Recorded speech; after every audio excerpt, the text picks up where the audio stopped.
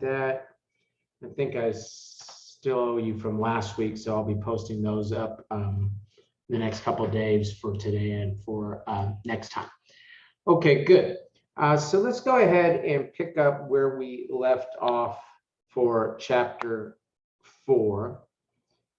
And we had gone through pretty much the current asset section of the balance sheet. Remember in the first couple classes, income statement was our primary focus. This chapter, we started a focus on the balance sheet, and we really been focusing on current assets for the last couple of discussions, and now we can turn our attention to fixed assets. So as we start to look at this material, we're going to need to understand, sorry guys, I always have one stubborn spot that won't come off the glasses. So I'm gonna have to go ahead and do this thing. We will start off taking a look at just the cost that will go in to our fixed assets. We'll spend some time looking at what we should be doing in terms of depreciation for those fixed assets. We'll take some time looking at what we should do if there's an impairment of a fixed asset. And then we will finish up discussion tonight looking at intangible assets. I think I kind of flipped those two. We'll probably look at the intangible assets before we look at the impairment. And we'll also look at what happens when we have non-monetary transactions, when we sell one fixed asset for another. So we've got quite a few things that we want to look at. So I'm going to try to contain it to this chapter 4 as to not just sort of overwhelm us here in this one class with a lot of different material. So you start to take a look and we talk about property, plant, and equipment. Property, typically we're talking about land. When we talk about plant, it could be a factory building, but often in the financial section, we're just talking about any building. Could be our office building, could be our administrative buildings as well. And then, of course, when we talk about equipment, we're talking about machinery, tools, furniture, those sort of things. Now, when we bring a fixed asset on the books, we will bring it on at historical cost. Historical cost is whatever we paid for that asset at the time of acquisition.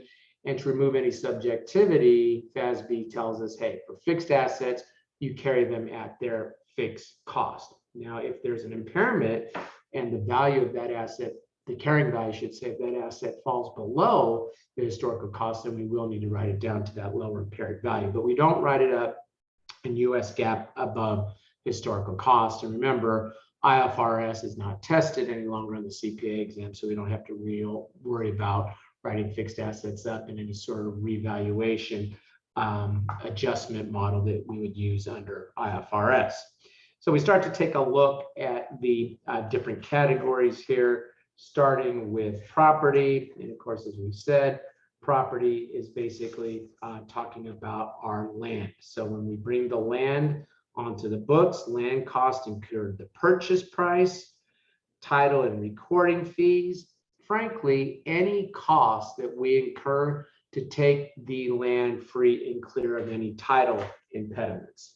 Okay, so we can see title and recording fees would also be part of the cost of that land. You have to pay one of these title search companies to look into all these different things, draining of swamps, legal fees, clearing of brush. And you start to see a theme here. And what I want you to get is more of a visualization in your head, is any cost that we incur to get the land nice and flat so we can begin building on it is part of the cost of the land. Okay, so you want to get that land nice and flat. You maybe have to grade it, do all these different things. And that would include the cost of tearing down, raising costs of any old buildings. So sometimes we'll buy a piece of land and there'll be this old building that doesn't serve our purposes. So we'll tear that building down, and the cost of tearing that building down would be part of the cost of the land. Now, maybe some junk dealer comes along and buys the scrap from us, scrap metal, or maybe they come in and they take out all the doorknobs or something because they're classic doorknobs and they pay us for that. Those proceeds would actually be a subtract from the cost of land. If there was timber and they pay us for that timber, that would be subtract from the cost. Okay, so what I want you to do is kind of flashcard these last couple of ones. I think that the visualization of getting the land nice and flat is a pretty good way for you to remember. But then let's flashcard these couple of other things that maybe don't leap to mind when you think about cost of land. Now, once we start building on top of the land, that is considered a land improvement, and it includes things like fences, landscaping, lighting, etc. I'm not going to talk about it here, guys. I'm not going to even highlight it, but if you incur some sort of interest costs associated with land under very specific circumstances, we will capitalize the cost of that interest, but we're going to get into that here a little bit later, so I'm not going to worry about it at this point. Okay, now cost of the plant. Okay, purchase price. Okay, flashcard, repairs neglected by the previous owner is part of the cost of the building itself. So let's say if the previous owner maybe had done some painting or something, maybe they would have expensed it. But if we have to come along, 20 years later and paint the building and do all kinds of work to get it so it's even inhabitable or something, then that is part of the cost of the original cost of that building. Okay, architect fees, and again, I'm going to strike that out. Architect fees. Okay, let's go ahead and just include that on the flashcard, since that may not, you'll see a question where they'll talk about the blueprints. Okay, blueprints are part of the cost of that land. And then again, we'll get into this construction period interest later. And so building off of the visualization that I've already provided you, any cost to get the land nice and flat so we can begin building on that land, it's part of the cost of the land. But once you start any excavation, digging a hole for the foundation of the building, that becomes part of the cost of the building. I'm not going to ask you to flashcard that. That's more of a visual that I think you could carry with you as you look at questions. By the way, questions in this area as to what goes into building versus land are not terribly complex, guys. So I think you'll see that these are pretty straightforward questions for you when you start looking at your homework. Okay. Now, basket purchase of land and building. What happens? Often we'll buy a piece of land that will already have a building on it. Now we need to know how much of that original acquisition cost is building and how much is land, because we don't depreciate land, we do depreciate what? We do depreciate the building. Okay, so they say allocate the purchase price based on the ratio of appraised values of the related items. I'm just going to give you a quick little example. Once you see this example, not to brag about my example, but once you see it, I think you'll remember this and you'll be in good shape, because it's such an easy process more than anything. So let's say we pay $500,000 for land. Okay, pay $500,000, pay $500,000 for land with a building on it. Okay, now our job is going to be to allocate that cost between the land and the building, because again, we don't depreciate the land, right? I mean, this is really an accountant's job more than anybody's, right? So what happens? Let's say that the appraised value of the land is 100,000, and the appraised value of the building is 300,000. And quite frankly, in the state of California, I probably have that reversed. Okay, sometimes I tell people, well, most of the cost of your home is the land, and they're like, no, it's not. And I'm like, well, take your house in California and move it to, Mississippi, and see how the value of that drops. It's more the land that it's sitting on than the actual building itself, right? So I kind of have this reversed, but anyway, I think it's okay for our purposes. Okay, so obviously the total of the appraised values is what? 400,000.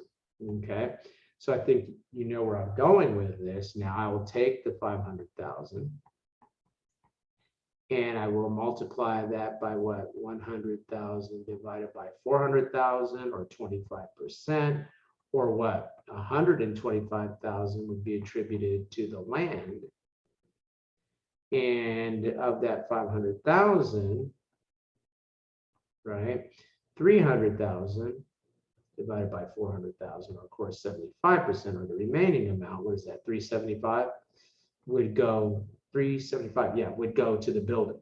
Okay. Now, sometimes I get the question, they say, well, how can that be? I mean, how can we have paid something 500,000 when they've appraised the total package at 400,000? Well, what they do in these appraisals is they'll look at the land as though it didn't have that building on it. And then they look at that building as though it was floating in outer space somewhere, and they cut the appraisal that way. And so there will often be a difference between what you pay and the appraised values, and that's how you would allocate that. Question?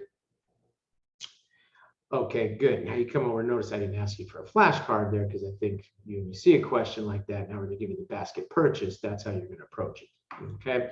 Now, equipment includes all expenditures related to acquire the equipment and have it in working order so we can begin to use it productively in our business. Okay, so that obviously is the invoice price.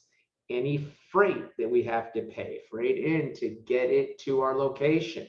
That includes any insurance while in transit, any installation charges. They give you a piece of equipment, but now you're going to have to affix it to your factory building somehow so you can use it. Those installation charges would be part of that. Federal excise tax. Okay, so why don't you go ahead and flashcard these last couple of ones, guys? And I think I'm, kind of selectively flashcarding ones that might slip your mind, as opposed to asking you to flashcard all of them, because I think some of them are pretty much common sense. Taxes that you have to pay to acquire, and that includes sale taxes, are part of the cost of that particular piece of equipment. Again, the visual or the mantra to keep in mind, any cost that you incur to have that piece of equipment free and clear is part of the cost of that equipment. So, if I got to pay, when you buy a computer and they make you pay the disposal cost for the computer, that is part of the cost of that asset, because you can't walk out of the store unless you pay that, right? Okay, good. Now we come over and we talk about capitalizing versus expensing. And when you look at this thing, it's kind of interesting because almost everything is telling you to capitalize amounts versus expense them. It's only in the case of repairs, I should say, that we will actually be expensing something. Okay, so let's take a look at what's capitalized. Improvements are betterments. Okay, so we're going to replace, say, an old tile roof for a steel roof or asphalt roof or whatever the improvements there are. But if you improve, okay, in a replacement, okay, we do what? We take a new or similar asset and it's substituted for the old asset. So it's an asphalt roof or an asphalt roof. Okay, so improvements are capitalized, replacements are capitalized. It's just a question of, are we calling an improvement or replacement? Replacement is of equal value, improvement as we've written them up, but they both get capitalized. Okay, that's the most important thing. By capitalized, we mean we're going to record it as an asset, right? That's what we mean by capitalized. Okay, now for the replacement though, if the carrying value of the old asset is known, remove it and recognize any gain or loss. Actually, it's for both improvement and replacement, and capitalize the cost of the improvement and replacement to the asset account. Okay, so that's pretty easy for us to remember, but let's go ahead and flashcard that. So you will go ahead, you'll debit the cost of the new asset, you'll credit the cost of the old asset, and you will debit the accumulated depreciation and take any gain or loss on that, right? Okay. Now, if the carrying value of the old asset is unknown, and you say to yourself, well, how would the carrying value of the old asset be unknown? Well, let's say you buy a building with a roof on it, and you allocated the portion of the basket purchase, say, to the amount of the building, and you allocate it to the entire building. Say 5 years later, you have to replace the roof. But what's the value of the roof? Well, I don't know. The roof was on the building when I got it, right? So if that's the case, you need to treat the amount that you pay for that replacement, or it could be an improvement. If the asset life is extended, debit the accumulated depreciation for the cost of the improvement and credit the cash that you paid for that improvement. And I think in the case of a roof, you probably have done what? You probably have extended the life of the asset, right? The roof was about to wear out. You put a new roof on there. You've added another 15 years to the life of the building. Okay, so go ahead and flashcard that. Okay. If the usefulness, the utility of the asset is increased, then you will debit, instead of accumulated depreciation, you would debit there the actual asset account. So let's say now, instead of just replacing a roof, I put some sort of, better performing engine inside of a delivery truck. Now I can use this for what? For long distance deliveries, where before, because it was running down, I was only using for shorter delivery, shorter distance deliveries. Well, now I have improved the utility or the usefulness of that asset, so I probably debit the asset account for that repair at that point in time. Question? Okay. Okay, good. Now, as we see, repairs, if they are ordinary repairs, they should be expensed. Okay, so again, if you're, say, changing the oil, changing the tires on a vehicle, we typically say expense. Sometimes I'll get students, particularly in introduction, will say, well, tires might last 3 years. We don't bother ourselves with that kind of nonsense, right? So we would go ahead and expense that. Oil change, we're going to expense. Changing the spark plugs, we're going to expense. If it is an extraordinary repair, it needs to be capitalized, and you go back to our improvement or replacement discussion. Say if you overhaul the entire engine of a vehicle, now we're talking about an improvement or replacement, and you would follow those rules that we've already talked about accordingly. Okay, I don't think we need a summary chart. Let's talk about capitalization of interest cost. Okay, capitalization of interest cost. So what happens? We are going to construct an asset, and we're going to construct this asset, but we're going to borrow money. Now, let's say we're constructing this asset for our own use. They will allow us to capitalize construction period interest as part of the cost of that asset. Okay, let's say we're constructing the asset for somebody else. I don't know, you're a cruise liner company. I don't know, is Royal Caribbean still in business? I always have trouble figuring out which of these went out of business during the pandemic and which ones are hanging on. But let's say Royal Caribbean is still in business just for this purpose.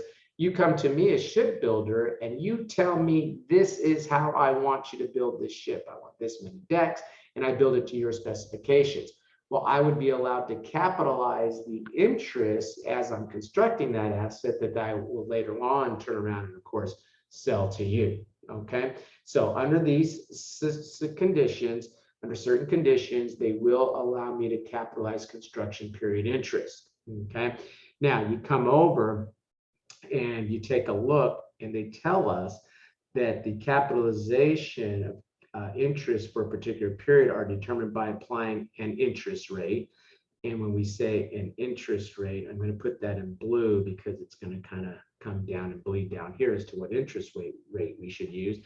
An interest rate to the average amount of accumulated expenditures for the qualifying asset during the construction period. This is otherwise known as avoidable interest. Okay, so when you look at a question, guys, they will, in most cases, give you that number, but they could ask you in some cases to calculate that number. Okay, often the question will give it to you, but they could ask you to compute it. So let's just go ahead, and I always run into problems with where to write certain things, but I think for our purposes, we can just write the example right here as to how you would calculate that. Okay, so what happens? Let's say the problem tells you that on January 1st, okay, of just say 2022, okay, January 1st of 2022, company spends $100,000 for construction of some sort of asset that they're either going to use themselves or they are going to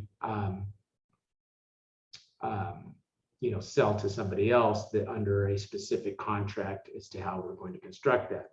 Okay, and then let's say that on 6/30/2022, they go ahead and they spend $500,000 more. Okay, and then on 12/31/2022, they spend, we'll say, $200,000. And let's say the question asks you then, what is the weighted average of accumulated expenditures? Well, that January 1st, $100,000 that was spent was outstanding for what? The entire year, wasn't it? 12/12, so the entire year. So we'd multiply that by 12/12, which of course gives me 100,000. The 500,000 now is outstanding for what? For only half the year, right? July, August, September, October, November, December, 6 months. So we multiply that by 6/12, and that gives me 250,000. The 200,000, you got to be careful because the exam likes to trick you on stuff like this, was outstanding for what? 0/12 of the year, because we didn't spend that money to the very end of the year. Okay, so that would come out to what? To 0. And so my weighted average of accumulated expenditures, okay, is going to be what? 350,000 in that example. And then I would apply an interest rate to that 350,000 to figure out how much interest I should consider capitalizing. Okay, now we allocate, so they tell us, let's just look up here, the interest rate paid on the borrowing for the asset during a particular period should be used to determine the amount of interest cost to be capitalized for the period. Where a qualifying asset is related to a specific new borrowing, the allocated interest is equal to the amount of interest incurred on the new borrowing. Okay, so you come over and you take a look, and if the problem would have to tell you the borrowing specifically related to this was 8% or something. So that number is always going to be given in the problem. They'll tell you what the interest was specific to the borrowing on this particular project. Okay, now it is possible that the weighted average of accumulated expenditures would exceed the amount related to the specific new borrowing. So my weighted average of accumulated expenditures is 350,000, but if I only borrowed 200,000 specifically related to this contract, I would have to look for a second interest rate in the question to see what I should use for that. And the interest rate that should be used is on the excess, is the weighted average interest rate for all other borrowings of the entity. So you can flashcard that. And then flashcard that we cannot capitalize more than our actual interest expenditures for the period. Okay. And you can go ahead and flashcard that the interest rate that we would use is the interest on the specific borrowing there, and that number will always be given in the question. Okay, now you look at all that and you say, well, geez, John, that's a lot of flashcards, and yes, it is for just one thing here, but what I want you to do here is look at this example with me, and you'll see that it's actually pretty easy to apply those rules, but I want you to have a flashcard, okay? So on January 1st, year 1, Advisor Soup Kitchen signed a fixed price contract to have a new kitchen built for $1 million, okay? On the same day, they borrowed $500,000 to finance the construction. Okay, that's the specific borrowing for this project, isn't it? Okay, so I know that I'm going to be using the interest rate associated with this, and they give me some information about the loan, but the most important thing is the interest rate. It's 11%. Now they tell us that Convisor planned to finance the balance of the construction costs using the company's existing debt, which had a weighted average of 9%. Now, that'll only be relevant if my weighted average of accumulated expenditures exceeds the specific new borrowing, or 500,000 in this case. And sure enough, they tell me that what? This problem just gave it to me. I didn't have to calculate it. The weighted average accumulated expenditure was 600,000. So what do?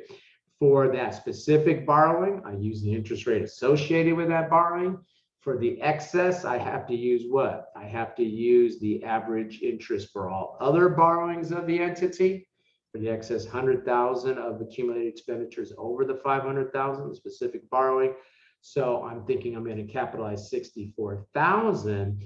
And since the 64,000 is less than the actual interest they would have paid, and they tell us that the actual interest, they just give it to us, and this problem was 150, we're okay to capitalize that full 64,000. Question. Okay, good. Now you come over and you have to actually have construction going on. So what happens? Expenditure for the assets have been made, so you're spending money. Activities that are necessary to get the asset ready for its intended use are in progress. Does that include drawing up the blueprints? Yes, it does. You can't start the building if you don't have any blueprints, so that's part of it, okay? Interest cost is being incurred, okay? Continues as long as the three conditions above are met. Stops during intentional delays. Let's say I'm building homes and all of a sudden the housing market starts going down and I say, okay, guess what? Stop building. Well, I can no longer capitalize that interest. I have to start to expense it. That's why a lot of times I look at the way they're doing homes now. When they build homes, these companies constructing homes, they've got this new thing where they release so many lots at a time, okay? And that's sort of, I think, to keep the demand up for that, okay? But now you've got the Fed raising interest rates. And as the Fed raises interest rates, less people will be interested in those homes. Well, guess what?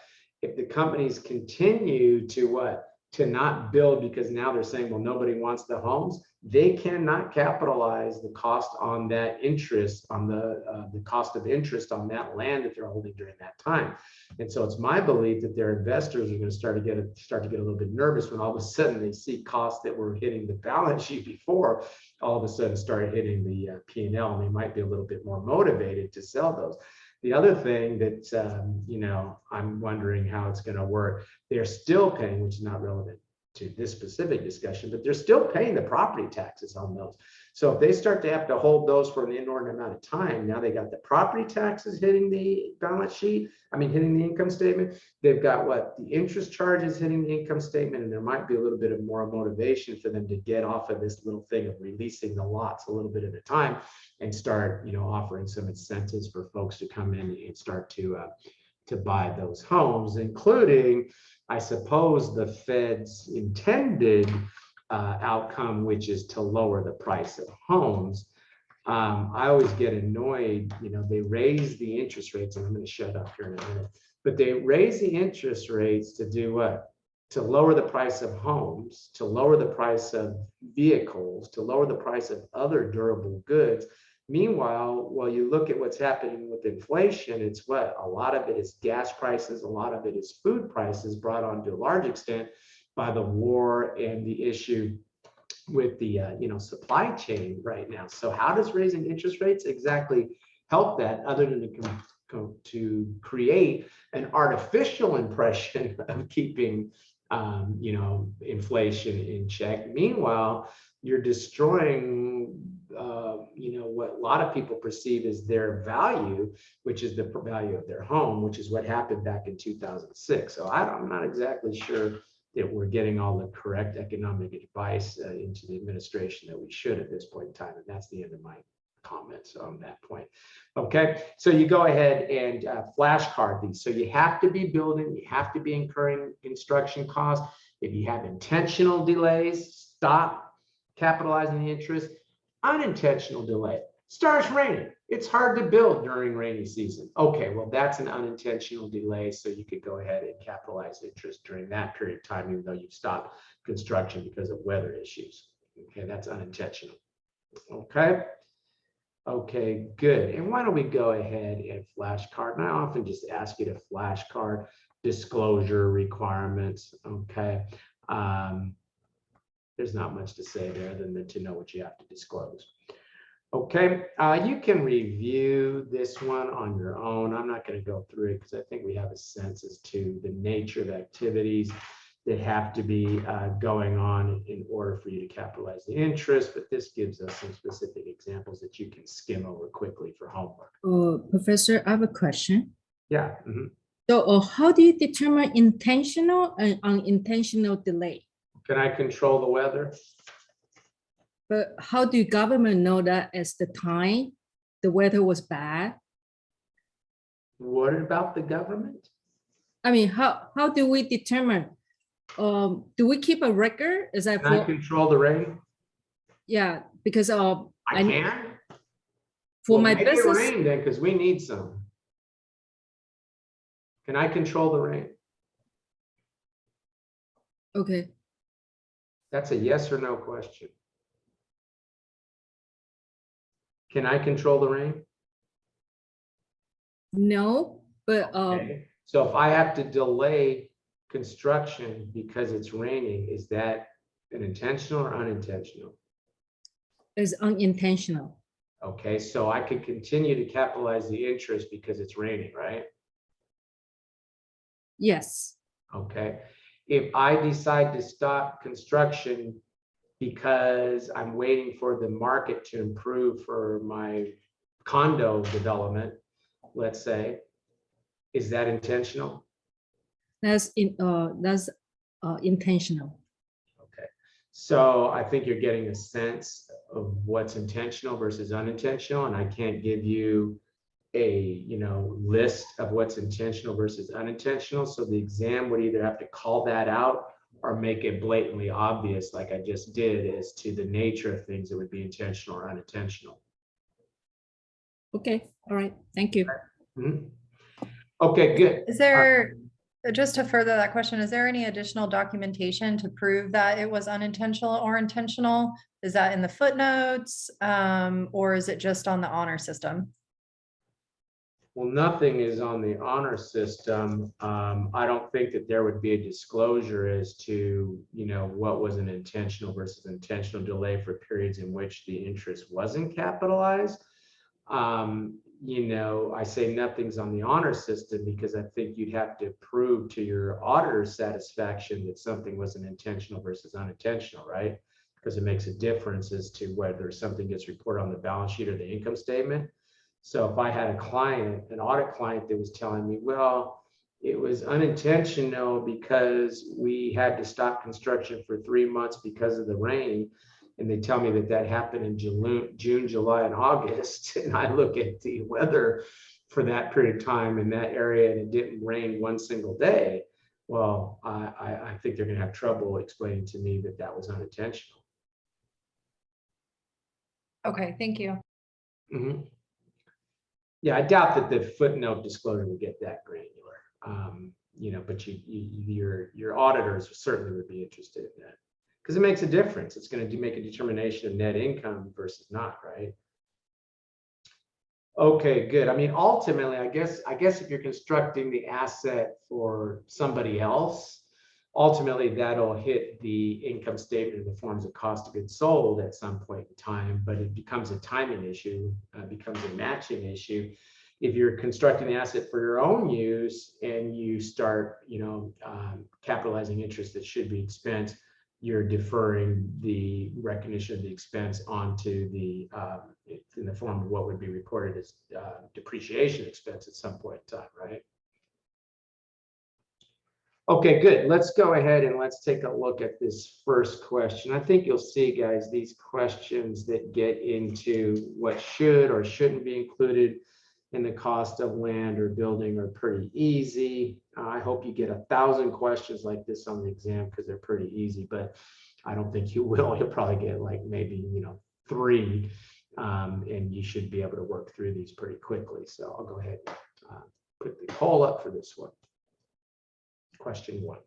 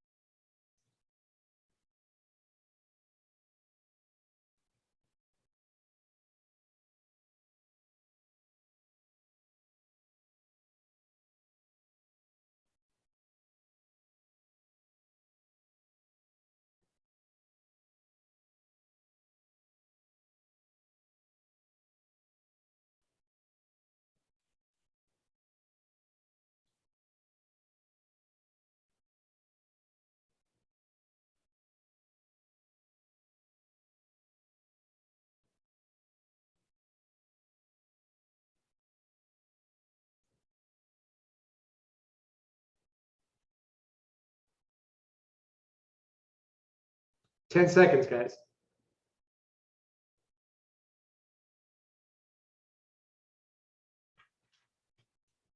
Okay, good. Looks like just about everybody had a chance to try this one, and good, nice result. Looks like just about everybody got that right. And again, I think that these questions, for the most part, are very straightforward. But let's go ahead and let's take a look at this one. And I do a quick glance at the choices, and I know, of course, I've got to pick up the 400,000, which is what they paid for this land. So really, the crux of this question, the thrust of this question is, how about these other things? And yeah, demolition, which I think I asked you a flashcard that, of the old building has to be added. Legal fees, any cost to take the land clear and free of title are included, including the title guarantee insurance, and then proceeds from the sale of the scrap. Yeah, but that's considered, but it is what? Subtracted. And then when you add that all up, that's 464,000, which looks like just about everybody got that right. Okay. Yeah, may you get 50 questions like that on the exam. Once you have sat there and you've worked through the set of homework questions for these, you'll be, oh boy, I got one of these questions, because they're not that difficult. Okay. Okay, good. Let's go ahead and let's take a look at the next one.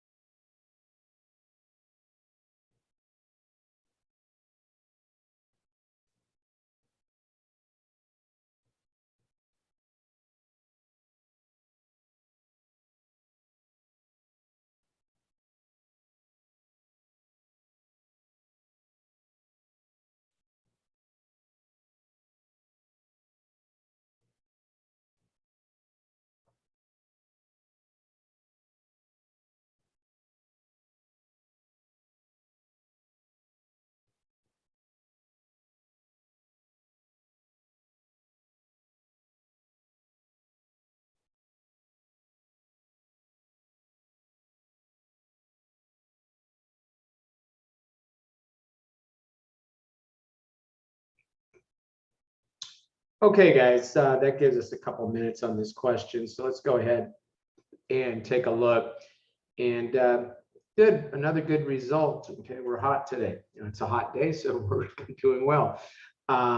Looks like just about everybody got this one right. Okay, now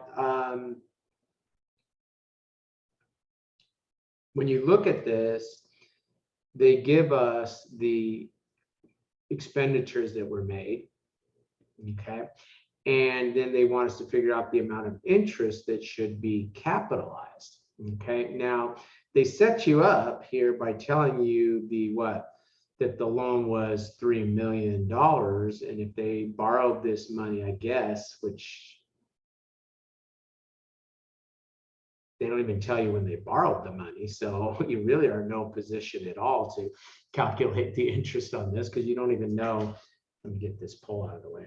You don't even know exactly when they had borrowed this money, from what I could see. Okay, so you can't use this. Okay, you have to sit there and you have to use what? You have to use the weighted average of accumulated expenditures. Okay, and the way we would calculate that is we take the million times, and guys, don't worry, it was January 2nd, you know, that doesn't make a material difference. And so we're going to be able to use that as our weighted average of accumulated expenditure. But the million, since they didn't borrow that money until what? December 31st, it was outstanding for 0/12 of the year. That's 0. So you have what? Weighted average of accumulated expenditures of $1 million. And then we multiply that by what? 0.08, and that gives me 80,000, the correct answer to this question. Now, I see a little bit of a problem here in that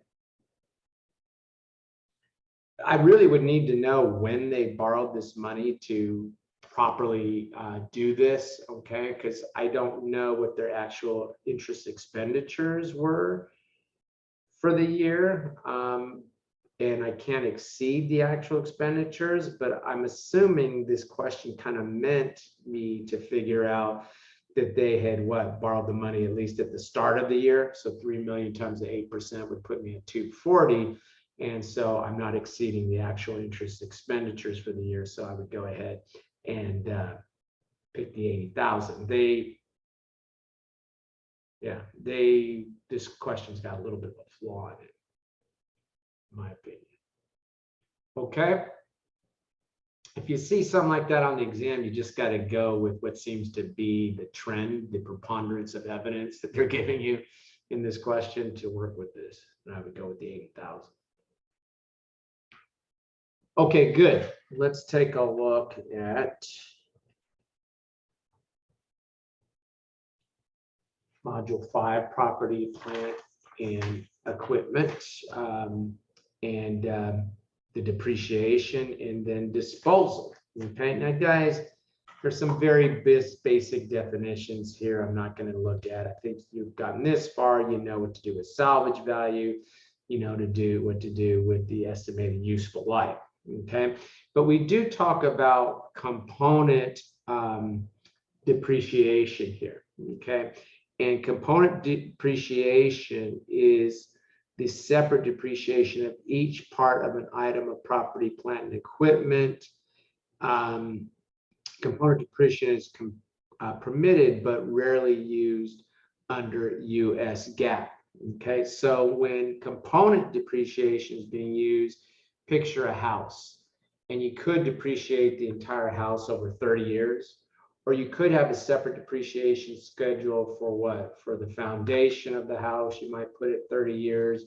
The roof, you might put it, 15 years. The appliances at 7 years or something ridiculous like that, whatever you want to say ridiculous ad nauseum of the amount of detail I'm going into here, okay?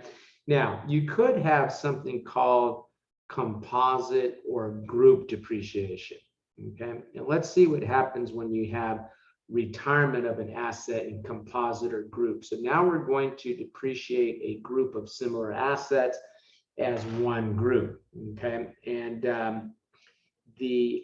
when a group or a composite asset is sold or retired, the accumulated depreciation is treated differently from the accumulated depreciation of a single asset. If the average service life of the group of assets has not been reached when the asset is retired, the resulting gain and loss on the retirement of one of those of the group is absorbed in the accumulated depreciation, and the accumulated depreciation account is debited for the difference between the original cost and the cash receipt. So let's just go ahead and take a look at this example down here for that. And you have this group, they're being depreciated as a group, Group A, Group B, Group C, okay? And we go ahead and we come up with the amount of the book depreciable base, I should say, for this, which is 720. And we go ahead and come up with the annual depreciation for that by taking the, and then the average composite life is 16 years, okay? Now, in this particular example, they go ahead and they then sell machine A, okay? And they sell the machine A for 260, and notice what? They don't take any loss on that. They credit the asset for its original cost, they debit the cash, of course, for the cash they got, and instead of trying to figure out a gain or loss, they simply, and there's very little in accounting that is actually, in my opinion, a plug. Oh, come on. Okay, that is actually a plug, but this is a true plug. I can almost explain every, debit and credit to you without saying something is a plug. And I think a lot of times they call things out as a plug when really they're not. Okay, but this is a true plug. You would take that difference to the accumulated depreciation. You don't calculate gain or loss. Okay, so that's what I want you to flashcard right there, that when you retire an asset that's part of a group, you need to take that difference between the original cost and what you receive for that asset, and that basically gets absorbed, gets plugged into the accumulated depreciation like you saw down there. Okay, now you can use the various depreciation methods that we're going to talk about: straight line, declining balance, sum of years digits, for both composite and component depreciation. Okay. Now we talk about depreciation, guys, and look, if you got this far, I think you know that straight line is what? Really?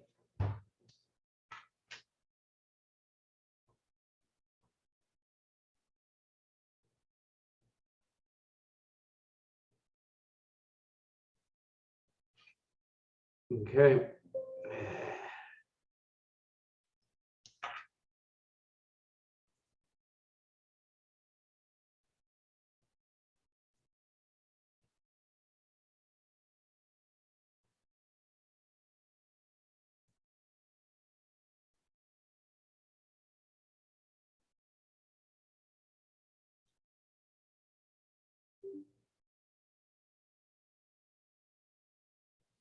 I sure would like to know what the bug is that's causing this to happen.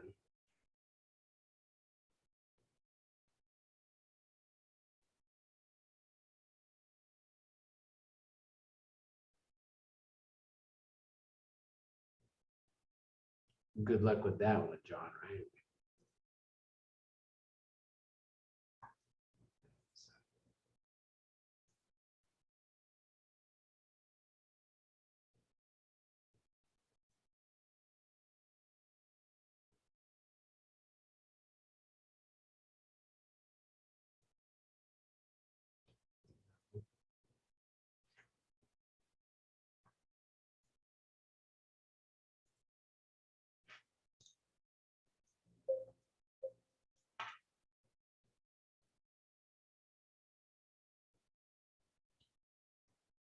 Okay.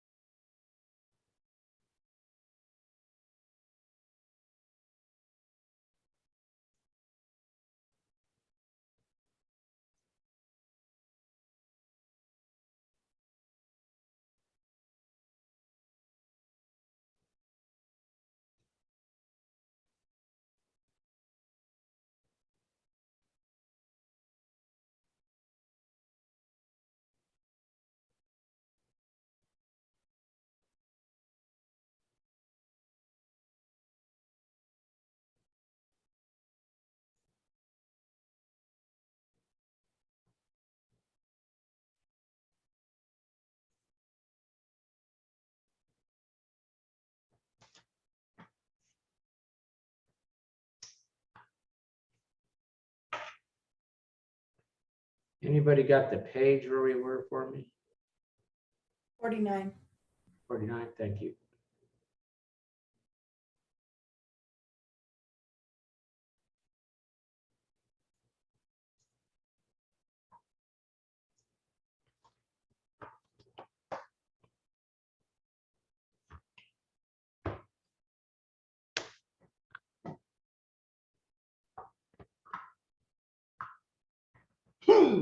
Okay, all right, so now we can go ahead and continue on. I think we'll be back where we left off. Okay, all right, good. So straight line, okay, guys, I think if you got this far, you know how to calculate straight line depreciation, okay, which is the cost minus the salvage value divided by the estimated useful life. Now, the only way that the exam makes a straight line depreciation question even worthy of the CPA exam is they'll do what? They'll put the asset into use halfway through the year. And they'll try to trick you into what? Accidentally taking a full year's depreciation when you should only take half year. So they'll put it in use July 1st. They'll put it in use what? October 1st. So you're only take 3/4 of the year, that kind of thing. So whenever you have a depreciation question, you get excited, think, oh boy, easy question. After you have selected the choice, go back and confirm that you have correctly figured out when they put that asset into use, right? Okay, because you're going to get in a hurry on the exam, you're nervous, and that's an easy way to lose easy points. Okay, so be careful with that. Okay, all right, so you can see that, you know, the asset costs 11,000, salary value is 1,000 divided by the 5-year. And again, be careful. You know, if they took the asset into use halfway through the year, don't take the full year depreciation. I don't even have anything for you to flashcard here, guys. I mean, it's just too easy. Okay. Now, sum of years digits, and whoever figured out this method of depreciation had way too much time on their hands. Okay. So what happens? You sit there, and if you have an asset that has a 5-year life, you would add up the digits, year 1, year 2, year 3, year 4, year 5 equals 15. And then what you would do is what? You would start to depreciate that asset in the first year. You would take what? 5/15.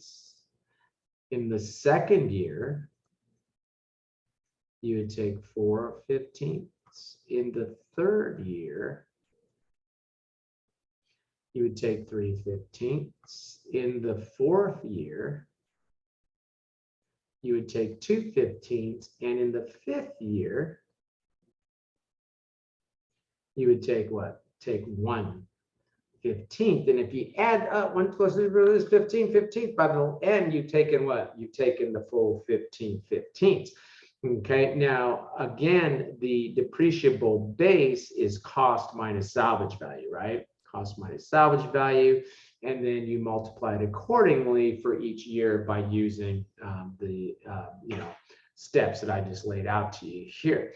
Now, the calculating the sum of the year's digits, guys, it's pretty easy. You have a calculator, and if it's 3 years, 1 plus 2 plus 3 is 6. Now, the exam shouldn't do this to you, but in the event that they sit there and the bastards, I mean, the nice people give you a 50-year life, I don't want you sitting there going 1 plus 2 plus 3 plus 4 plus 17. Did I say 16? Let me start over again, right? Okay, so do have this formula memorized just in case, although I don't know how much this is a prayer. Hopefully they won't go longer than 5 years, and you can just add them up quickly on your calculator. Okay. Okay, good. So let's look at this example of sum of years. Do they still teach sum of years digits in intermediate? I didn't learn it until advanced. Advanced, yeah. It's sorry guys, I was out in the sun today and I'm a little dehydrated here from the trying to get myself back to normal here. But yeah, I don't know that it's used that much anymore. Okay, so the chances that the exam is going to give you a whole bunch of some of your digit stuff is not very likely, but just in case, let's cover ourselves just in case. Okay, so let's take a look at this one. and we have an asset that has a cost of 11,000. Salvage value is 1,000, and we want to calculate the depreciation expense year by year. Cost of the asset is 11. The salvage value is 1,000. That's just like straight line, right? Now we have a depreciable base of 10, and we apply that depreciable base to the various years. Okay. Now, what happens if the question says to you, what is the book value of the asset at the end of year 2? What do you think? That's a question. That's a question being posed to the class. 3,000? Good. Thank you for making that mistake, because that is an easy mistake to make. So it's not so much to put you on the spot as to have you avoid it when you're doing your homework and of course on the exam. The book value is the original cost minus the amount that would be in the accumulated depreciation, which you got correct at the end of that 2 years, right? So the book value is 4,000. Okay, so I run you through that because that's an easy mistake to make. Now you won't make it on your homework, and you certainly won't make it on the exam. Okay, all right, good. Now you come over and we talk about units of production. Okay, and units of production is probably the smartest way to calculate depreciation. Now notice, I should say, I don't know if it's the smartest, but it's the most accurate way, because notice we have cost minus salvage value, which is the same thing we do by straight line. But instead of dividing it by the number of years, we divide it by the estimated number of units that the machine will produce, hours that the machine's going to run, whatever, right? Okay, and that gives me a rate per unit or hour. And then once I come up with that rate of unit per unit or hour, I multiply it by the number of units produced or worked, and that gives me the depreciation expense. So if I use the asset a lot, larger depreciation. If I don't use the asset much, smaller depreciation. You know, the problem is that we're giving ourselves an additional record keeping responsibility now, is how many units or how many miles the car was driven in that. And so most companies are going to continue to use probably straight line or maybe declining balance, like we'll talk about here in a minute, as opposed to actually using this method. Although it is my opinion, because of the big data and the computing capacity that is available now, maybe more companies will turn to a more accurate method, which in my opinion is the units of production depreciation. Okay, now you take a look at declining balance, and they tell us that the most common of the declining balance is double declining balance. However, you could have triple declining balance, quadruple declining balance. You could have what? You could have something less than double, say 1.5 declining balance. Okay, so what we will do, and we tend to focus on double here, we'll take double the straight line. If it's triple the straight line, then you would go ahead and take, if it's triple declining balance, you would take triple the straight line, whatever. Okay, if it's 1.5 declining balance, you take what, 1.5% of the 1.5, I should say, not percent, but 1.5 of the straight line. So let's say I have an asset that has a 10-year life. That means that I'm going to take what? 1/10 using straight line. Double that would be what? Double that would be 2/10. So instead of taking what? Instead of taking 10% per year, I would take 20% per year under double declining balance. Okay. Okay, good. Now you come over, and this is probably the most important point here. We do not use salvage value in the calculation. Okay, do not use salvage value in the calculation. However, you kind of write the salvage value off to the side. You don't use it in the calculation, but you make sure that you do not depreciate beyond the salvage value. That's probably the thing that is the most important takeaway from declining balance. Okay. Now you take a look at this question, and they tell us that the asset cost 10,000 and a salvage value 2. We are going to do what? Use double declining balance to calculate the depreciation. It has a 10-year life, so straight line would be 10%. Double straight line then is going to be what? 20%. And so they simply take that 20%, they multiply it times what? They don't worry about the salvage value in the calculation. They multiply it times the 10,000. That's a funny way of getting there. 10,000 times 20% equals 2,000. We take the what? We take that 10,000 minus the 2,000. That gives me a what?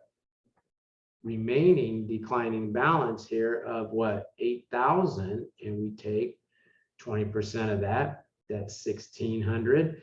8,000 minus the 1,600 gives me what?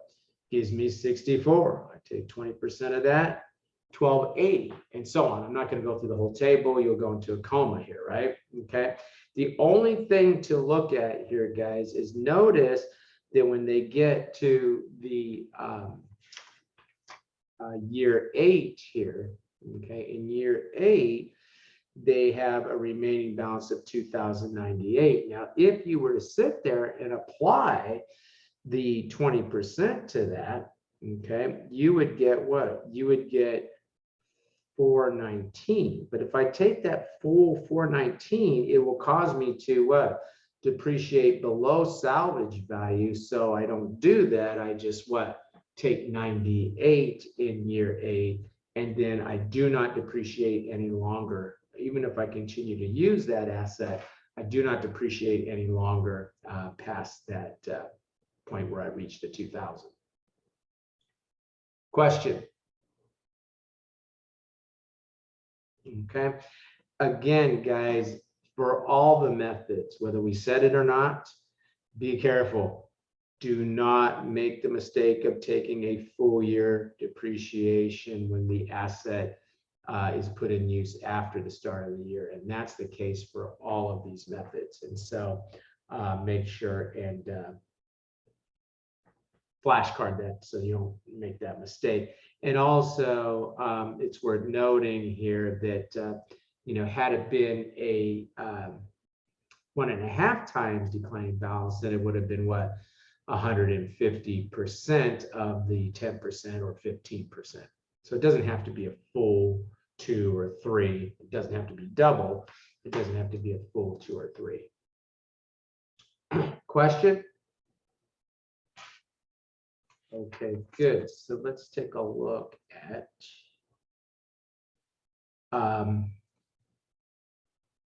okay, I guess this is worth it. I don't know. I always hesitate on this because it seems a little too basic, but sell the asset during the life, debit the cash received, debit the accumulated depreciation for the asset that is sold, and then what was the original cost of the asset, and the difference, and they're showing it here as a credit. That means it was a gain. If it was a loss, you'd need what? A debit here to make the journal entry balance. Okay. If you were sitting here and you write off a fully depreciated asset, just get rid of the asset, get rid of the accumulated depreciation. And if there is an impairment, you're getting rid of the asset, credit the asset, debit the accumulated depreciation, and debit the loss due to impairment as you dispose of that asset. Okay. Okay. Yeah, go ahead and flashcard the disclosure requirements. Okay. I'm not going to read through those. I just want you to flashcard those. I don't think there's anything particularly earth-shattering there, but just in case you get a question that should be easy asking you about disclosure, I want you to be able to answer that. Keep that question as easy as it should be. Okay, good. Now, let's talk about depletion. Now, when we deal with depletion, Now we have acquired an asset, piece of land, and we're acquiring that piece of land not because we think we can build our factory building on top of it. We are interested in what we can take out of the land. What can we pull out of that land and sell as minerals or ore or whatever it is? That means we have to use depletion accounting. Okay. Now, when we look at a couple definitions here, we have purchase costs, which is anything that we have to incur to prepare the resources, the land to take out the resources. If we need some tunnels or something for, taking coal out of the land, let's say, then that's part of the purchase cost. Residual value is what we will be able to sell this for when we're done using it. Okay. So our depletion base is going to be cost minus residual value. Now, rather than sit here and kind of repeat ourselves with a lot of this stuff, what I want you to do is sit here and flashcard what goes into that depletion base. Okay. So cost to purchase the property plus development cost, any tunnels or things that we have to dig to get down there to take the stuff out, any estimated restoration cost less residual value. I don't know if you've ever been in the East Bay. You go down 580, you hit Oakland, and you see this huge development of housing on the side there. I mean, there's houses packed up in there for as far as the eye can see, practically. They're on the side of the hill. Well, you're too young to remember, but I remember when that was a quarry pit.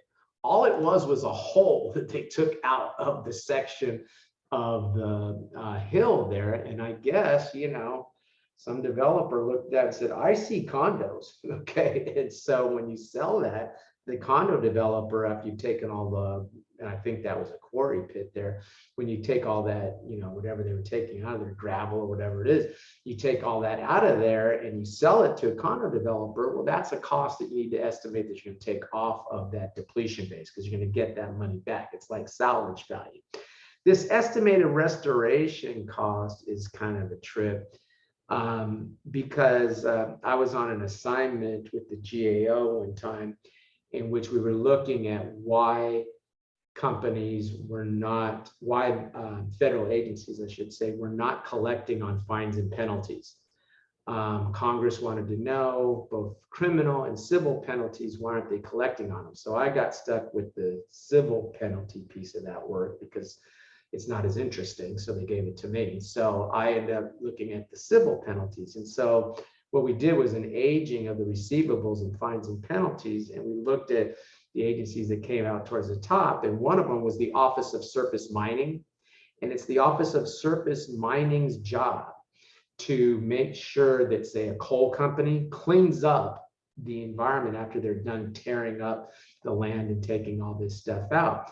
Well, they weren't collecting on those because they told us that they would fine these companies that didn't clean up the mess. And if they couldn't pay the fine, they simply made them go out of business. And so they felt that over time, they would clean all the bad actors out of the business, which is a stupid plan because you just have bad people come in and go. You say, oh, well, we're working to clean all the bad guys out of the business. But I kept asking the question, well, where does a coal miner go when you chase them out of the coal mining business? Because my understanding from Tammy Wynette is it's a family business and everyone's proud that their daddy was a coal miner and now they are, and all that kind of stuff. So we kept asking the question, and we finally found out towards the end of the assignment, frankly, that there's a provision in federal statute that says that if I am a coal miner and I get fined, the corporation gets fined, I can dissolve that corporation, start up a new corporation, and get back in the coal mining business. And the Office of Surface Mining cannot connect the human being who's doing this to the corporation. They're not allowed to do that. There's a federal statute that prohibits that. Now, the reason that happens, and we recommended, of course, they change that statute, which they did not. The reason that happens is because you're stuck with the Senate. You have 2 Senate votes from Virginia, which is a big coal mining state, that would stop that from ever becoming a federal legislation. So that's why you continue. You may sit there and say, why do we even still have people go into the ground and take coal out of the ground? Why are we even doing this? And the answer is that there's some sort of, tradition, obsession with being in the coal mining business. If you shut that down, what you'd be able to do is tell those folks, hey, guess what? Now we're going to have you make masks.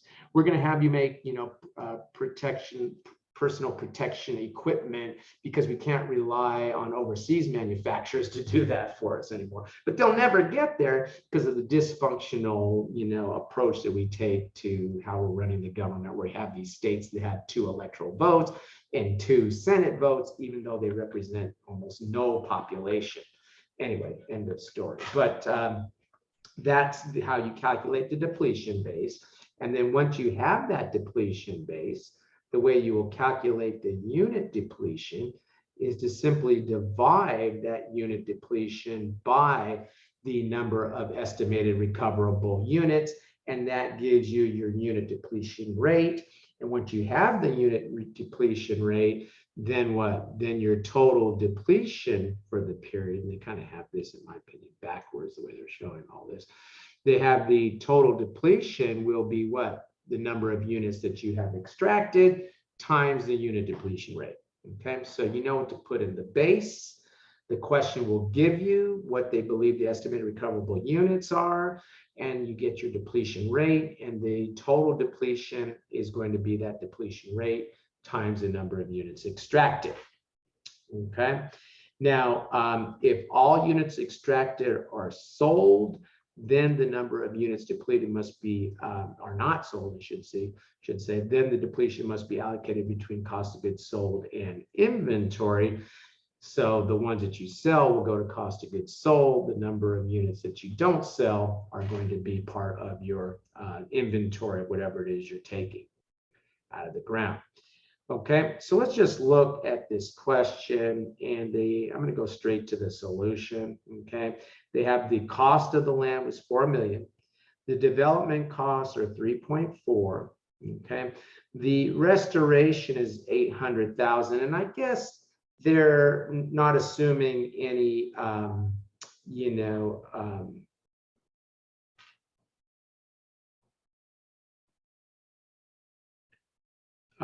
the development cost, excuse me, does a, I guess 400,000 is the total of these different things. So you have the cost of the land is 3.4 million. So this is not lined up very good. Cost of the land is 3.4 million.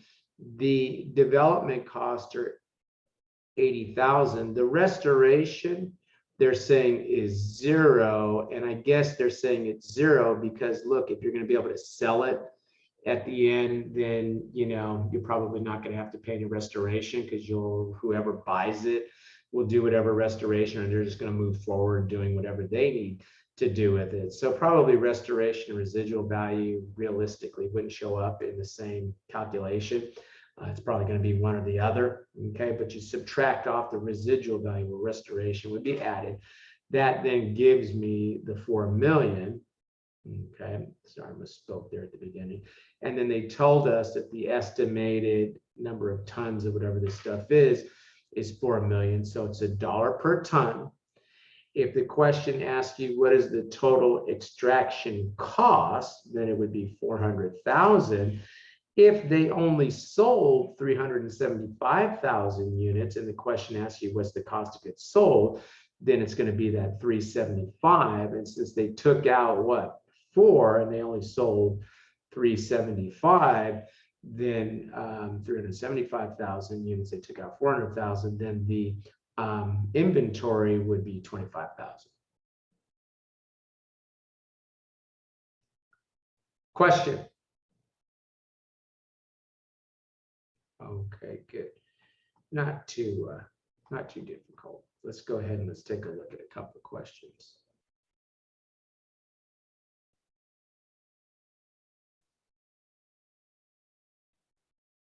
Oops.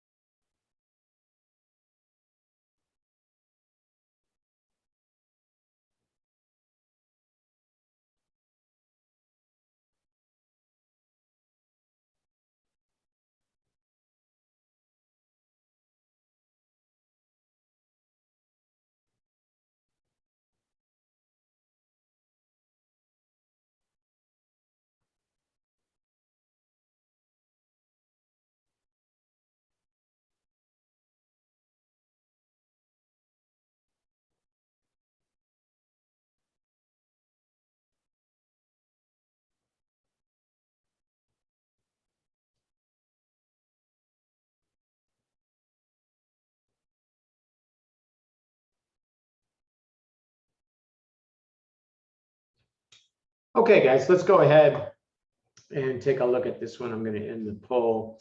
And okay, we're still doing pretty well here with our percentages today. We're at 75%, but let's take a look at this question. And Car Inc. purchased equipment, and they purchased the equipment for $100,000. Now I know I'm going to have to use that in the calculation, so I'm just going to go ahead and write that down on my scratch paper, 100,000.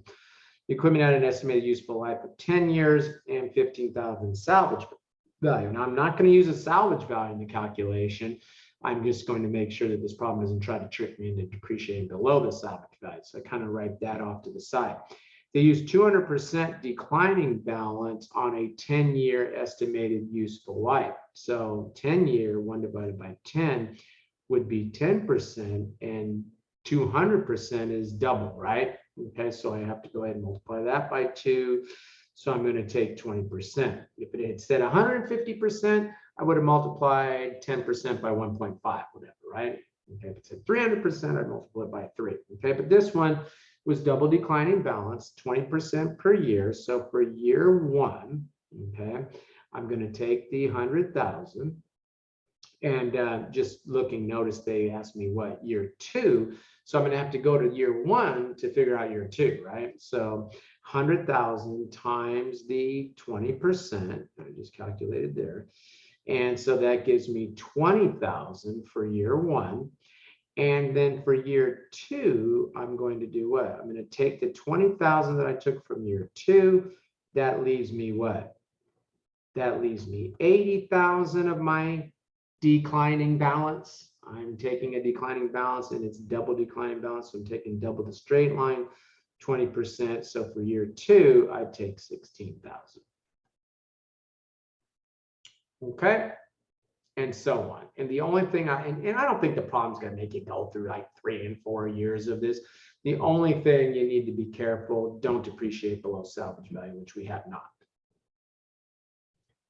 Okay. Okay, good. Let's look at this depletion question.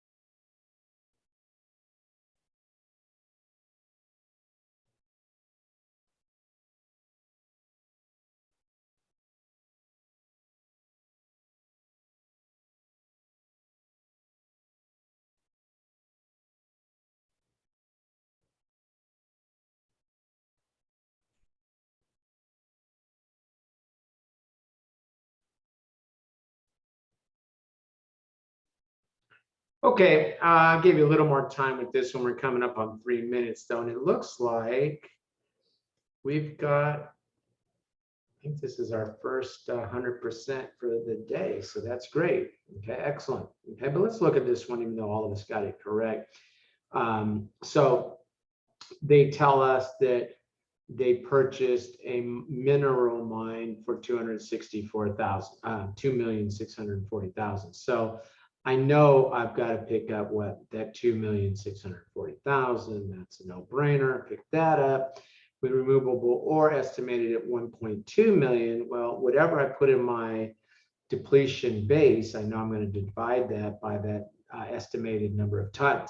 After it has all extracted, all the ore, Bourse will be required by law to restore the land at an estimated cost of 180,000, unless the Office of Surface Mining is running things, in which case they could probably figure out a way to get out of that requirement. But let's just, let's ignore reality here, okay? Or maybe there's a state entity that's going to enforce that, okay? But not in West Virginia. Okay, Boris believes that it would be able to sell the property afterward for 300,000. So I know I'm going to do what? I'm going to subtract that 300,000, right? Because they can sell that. And then it tells us that during the year they incurred development cost of 360. So I don't know, I like to keep all my pluses together before I do my minus, so I don't make any mistake with my calculator. So I now have my depletion base. I have the removable units. I add all that up, and I believe I come to 2,880,000 divided by 1,200,000, which gives me a depletion rate of what? $2.40 per ton. Okay. And then they tell me that they did what? They removed and sold 60,000. So they're not making me parse between what? Between what the amount is going to be considered cost of goods sold on the income statement versus what would stay on the balance sheet as inventory. So I take that entire 60,000 to get the correct answer here, which was B, 144,000. Now they say what would be reported as depletion on the balance sheet, on the income statement. And, I'm thinking that if I'm a mining company, I'll show my revenue minus my cost of products sold and calculate a gross profit number there. And they didn't quite make that very clear, but in a multiple step income statement, I think I'd want to present a gross profit number that would be the difference between the sales and, in this case, that 144,000. Okay. Okay, good. We're at a good point for a break. So I'm going to go ahead and take our 10-minute break right now. I'm showing 6:33. Let's round that up to 6:35 and say we're going to come back at 6:45 and start talking about non-monetary transactions. I'm going to pause the recording. Please, somebody help me out by reminding me to start the recording again when we come back. Okay, good. And what we're going to do at this point now is start taking a look at non-monetary transactions. Now, they call them non-monetary transactions because we're going to be basically exchanging an asset for another asset, not cash in most cases. Although cash will often be involved in these transactions, the main bulk of the transaction will be non-cash, thus the term non-monetary transactions. Now, I think that the approach for these are pretty easy when we're dealing with exchanges having commercial substance.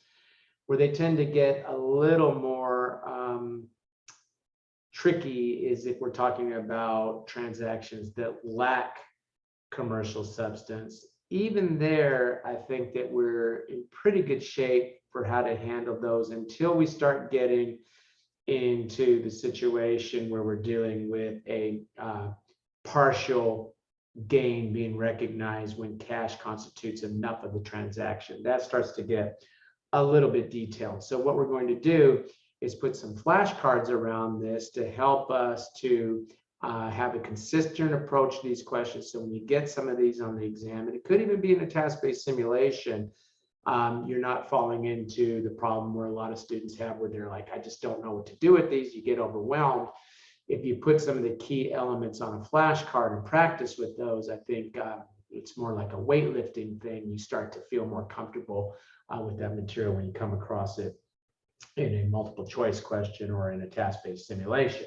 Okay, so when we look, they tell us that when we look at transactions, they either are transactions that either have non-monetary transactions, either have commercial substance or they lack commercial substance. Okay, now a transaction has commercial substance if future cash flows as a result of the transaction are going to change, substantially change. So go ahead and flashcard that, okay? And you can put as part of your flashcard a little tip here. We'll just put this as a tip or a hint, okay? It's often what? Often dissimilar assets. So I'm going to trade, and we'll look at the example here of building for cars. Well, buildings and cars are both assets, but they're dissimilar assets. Now, the question should frankly call out and either tell you directly that the transaction has commercial substance or use this rule. The cash flows are going to change significantly, but in the event they get cute and they leave that information out for some stupid reason, then you can always fall back to this hint that we're talking about what dissimilar assets. They really should say directly or tell you that the cash flows are going to change significantly, but for some reason they still play around and don't give you that information. And if that's the case, then fall back on that rule, dissimilar assets. Now, this gets a little bit annoying in that they tell us gains are always recognized in exchanges having commercial substance, and then they include losses in there. Well, you always take a loss. I don't care if the transaction has commercial substance or not. In the case of a loss, you always take that immediately, right?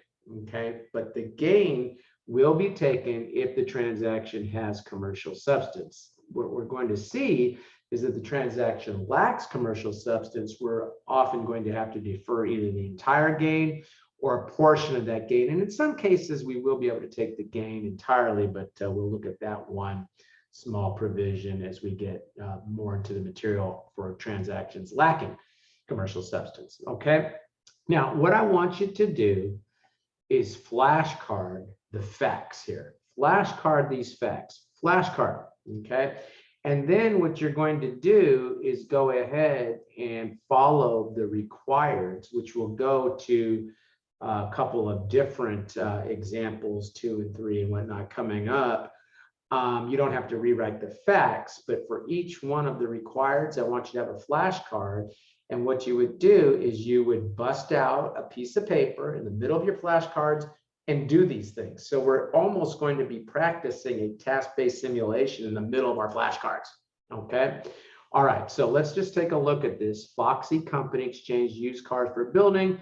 It could possibly, by the way, you don't have to rewrite all these words on a flashcard. I mean, just copy this example and then tape it on a flashcard or glue it on a flashcard or something, right? And then for the solution, say, see page F359, but you should be able to work it just from the fact pattern on a separate piece of paper when you're going through your flashcards, right? Okay, so Foxy Company has this exchange used cars for a building that would be used for their storage space. I don't care what they're going to use it for, okay?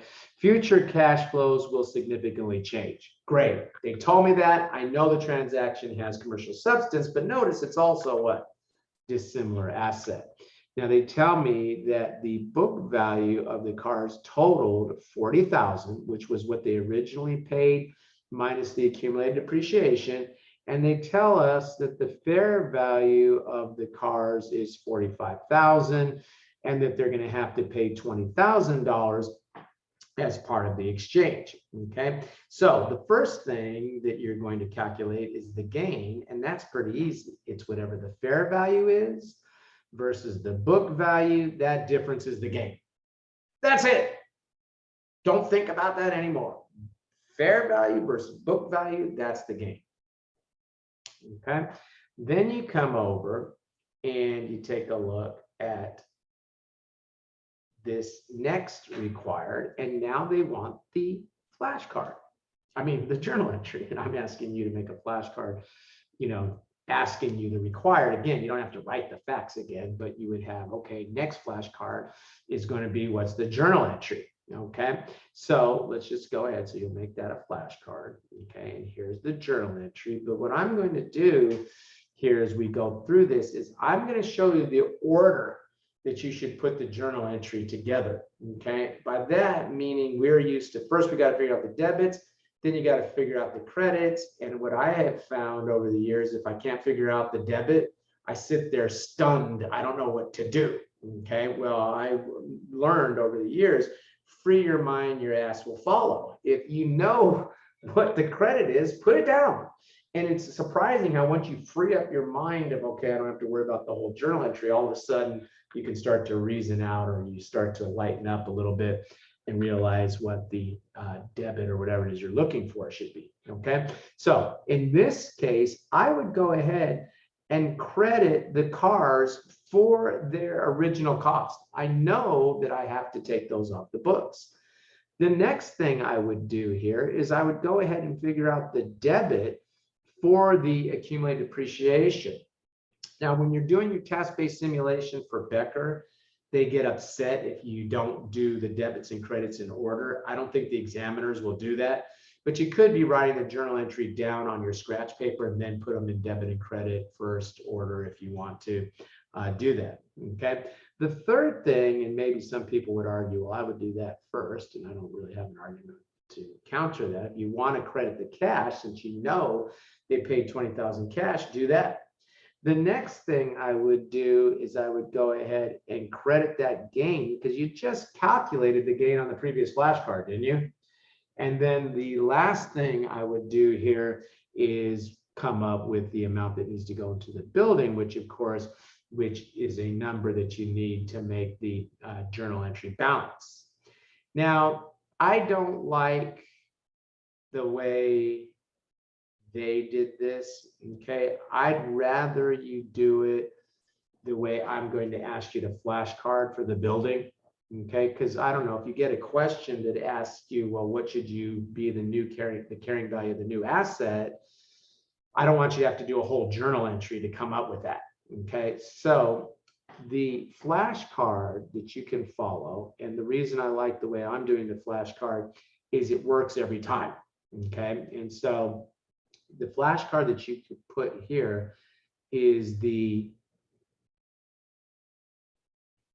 basis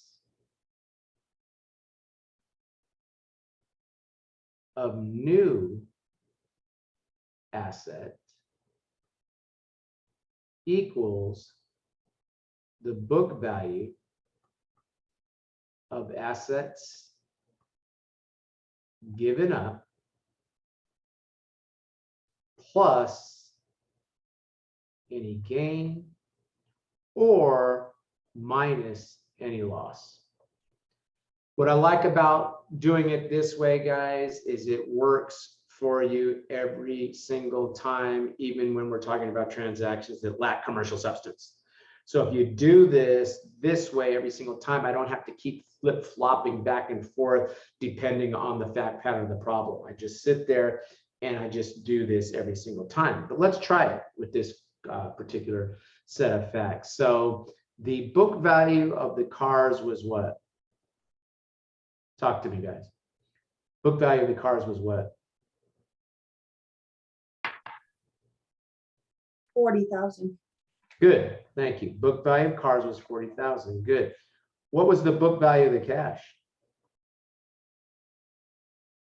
20,000. 20,000, whatever the amount of cash is, that's its book value. And then what was the gain? 5. the gain was 5. If I do that, do I get the same number for the building, which is 65,000?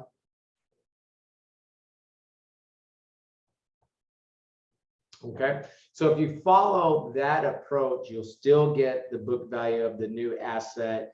And even though here they show you a different method, I like this method because it works the same. It works regardless. Okay.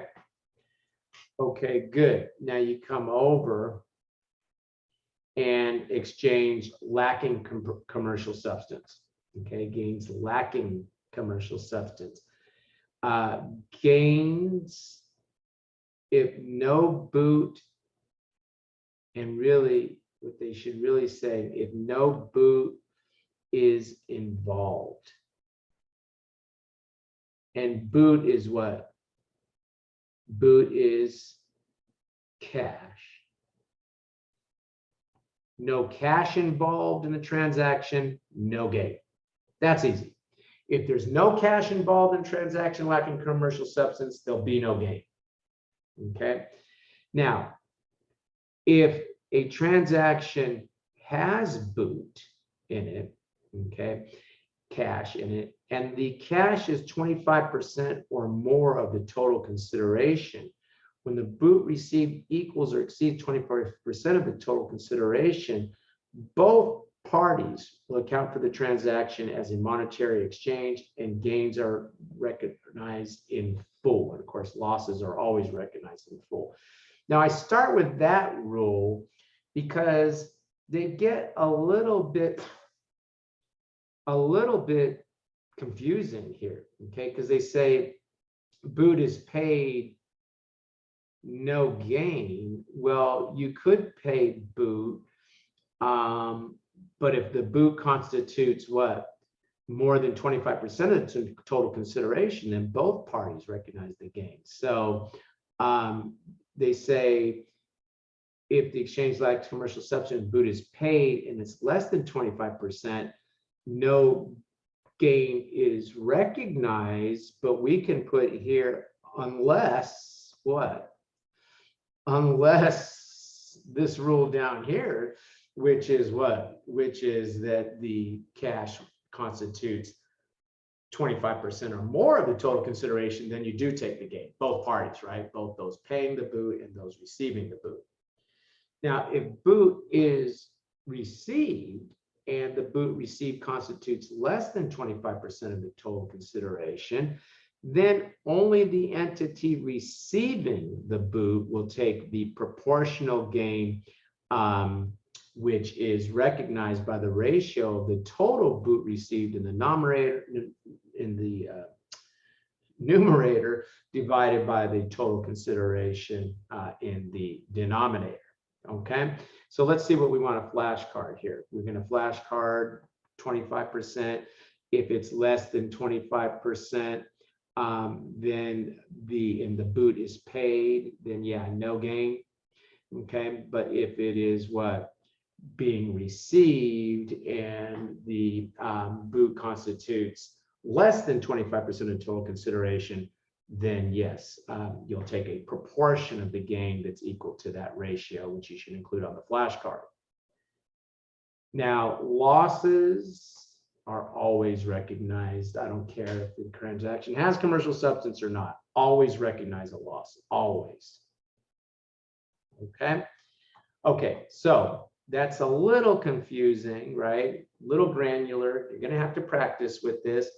So let's take a look at the examples and see how those rules will apply. So if you're sitting there saying, John, I'm feeling a little uncomfortable on this stuff, that's completely understandable. You're going to have to practice with these. It's more of a weightlifting than it is a marathon, right? You know, you got to sort of practice and build up some muscle tissue with these to be comfortable with them.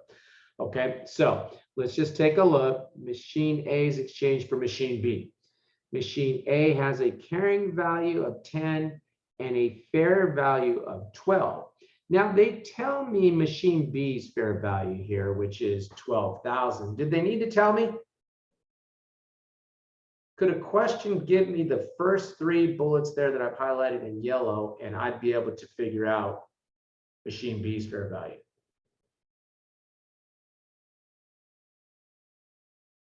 Say these facts were there, but they didn't tell me this. Don't cross it out. Could you figure out the value of machine B?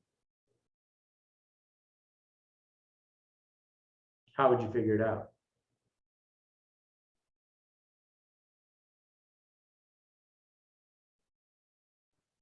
Would it be the book value of machine A plus any gain?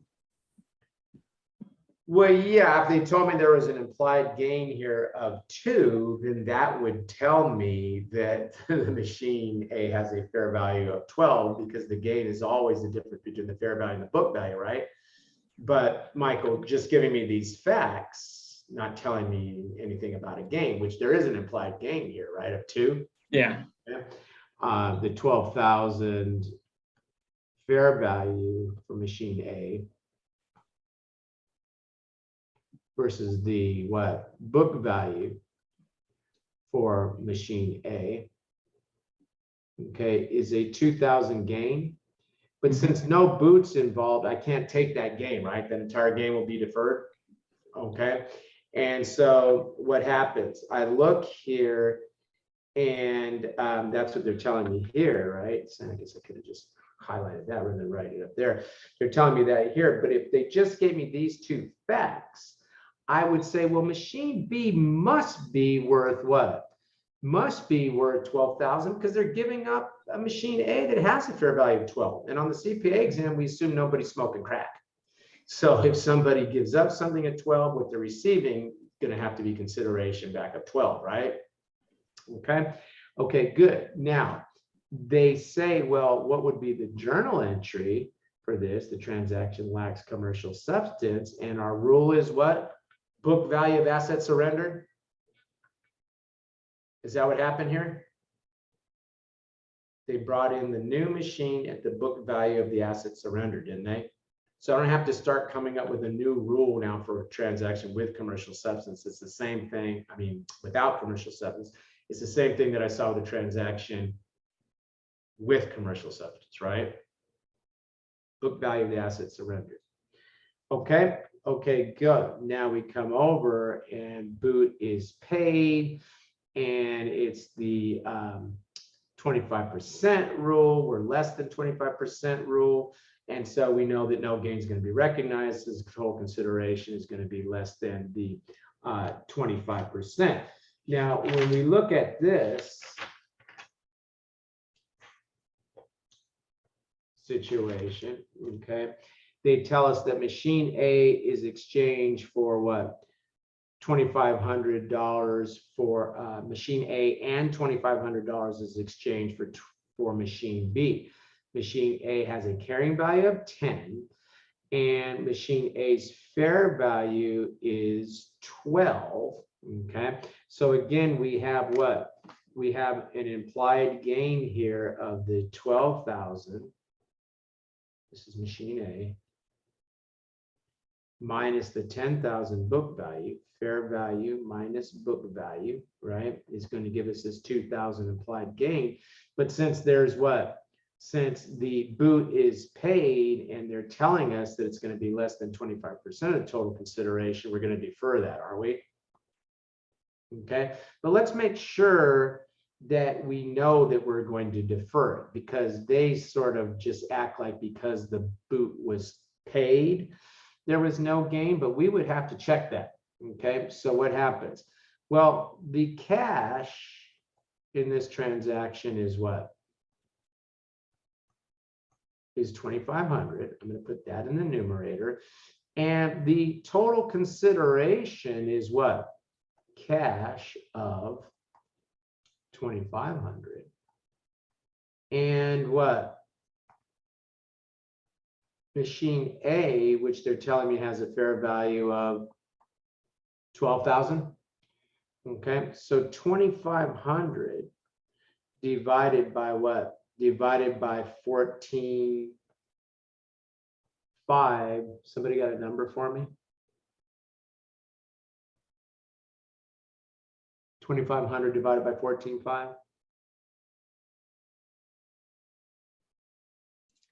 17.24%.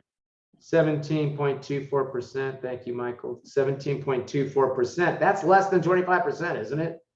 So that's the reason that they're not going to take any gain, not just some, knee-jerk rule that we remembered here, right? That no boot is paid, therefore there's no gain. And it's less than 25%, which they never show you that calculation here. Okay. Now, they tell me that machine B has a fair value of 14.5. Did they have to tell me that? They did not. All I had to do was take what? Take the cash of 25 plus the fair value of machine A, which is what, 12, means that machine B must be worth what? 14.5. And I'm pointing that out to you because some problems won't call it out, but they may ask you what's the fair value of machine B, and that's how you would calculate it. Okay. All right, good. Now you come over and you look at the journal entry, and again, guys, you could number this journal entry, which is what? You're going to bring in the cash. You're going to take off the book value of the machine that you're giving up, which this just gave me the book value. So if I had the accumulated depreciation, I'd have to debit that and credit the original cost of machine A. They just gave me the book value. And what's the rule for the new asset? New asset, just to remind ourselves of the rule, is the book value of assets given up. Okay, so what was the book value of machine A? Book value of machine A? Book value of machine A? 10,000. 10,000. Okay, good. What was the book value of the cash? 2,500. 2,500. There was no gain because the boot was less than 25%. So is that 12,500?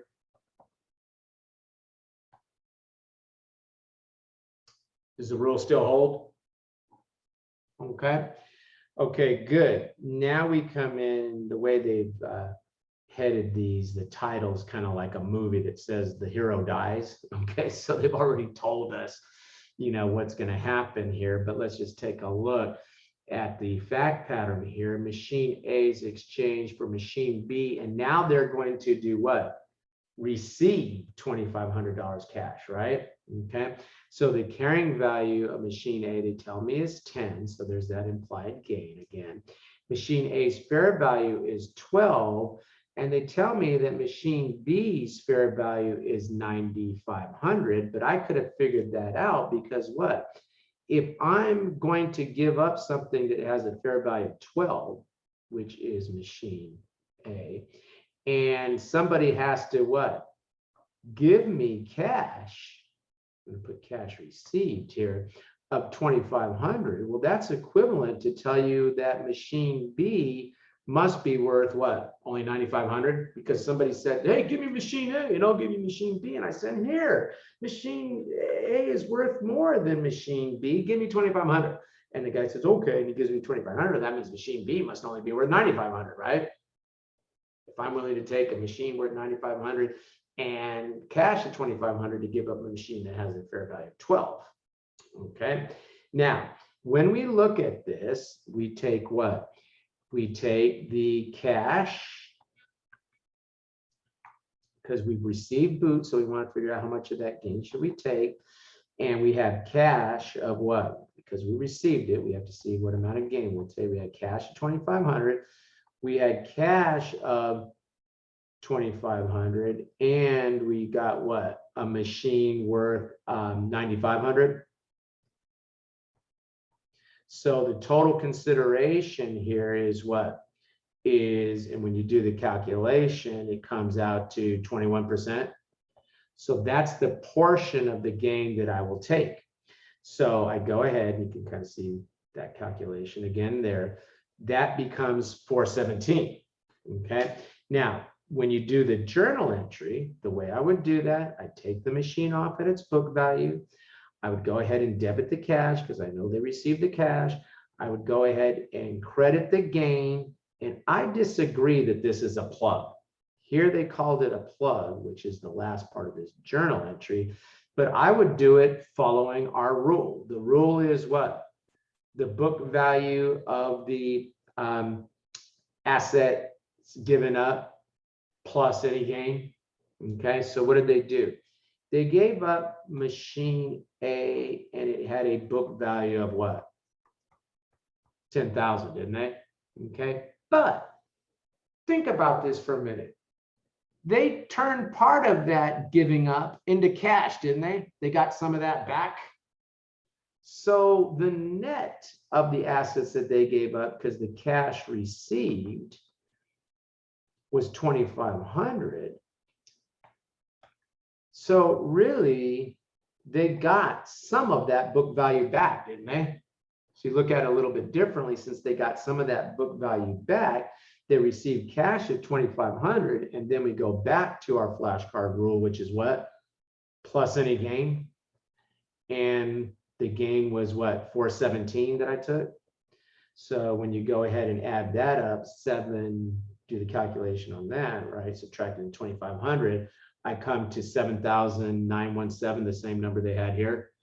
So even though they called it out as a plug, I'm like, well, plug means that it has absolutely no rhyme or reason other than the rule told me, the accounting rule told me I have to handle it like that, like we did with that composite depreciation thing. But here, group depreciation, or here, I can actually show you how they calculated that, right? And it follows with our rule.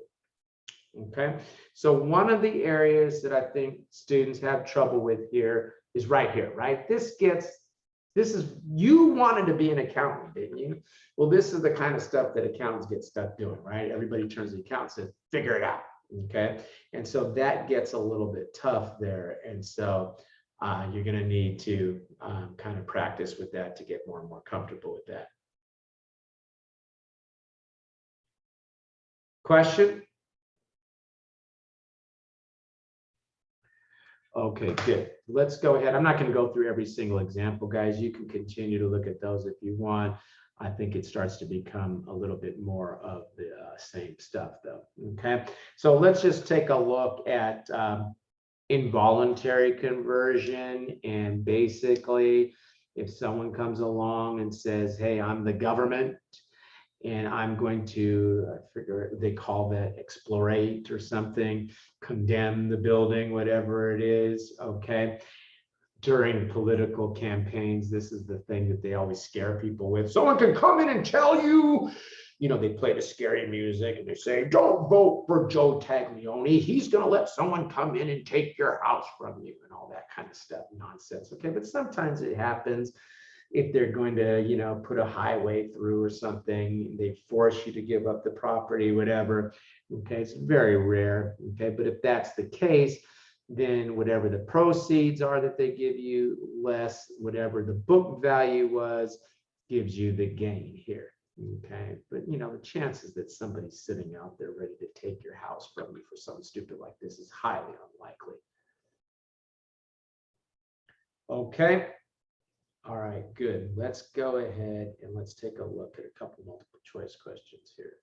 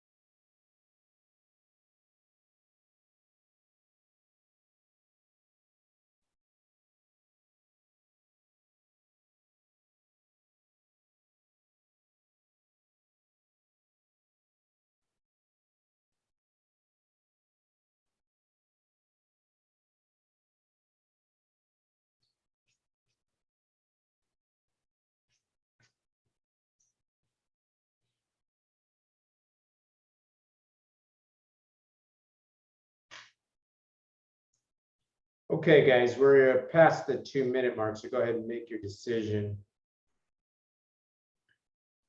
Okay, and I'm going to end the poll now. And okay, we did pretty good on this question, 82%, okay? And so let's take a look at this though.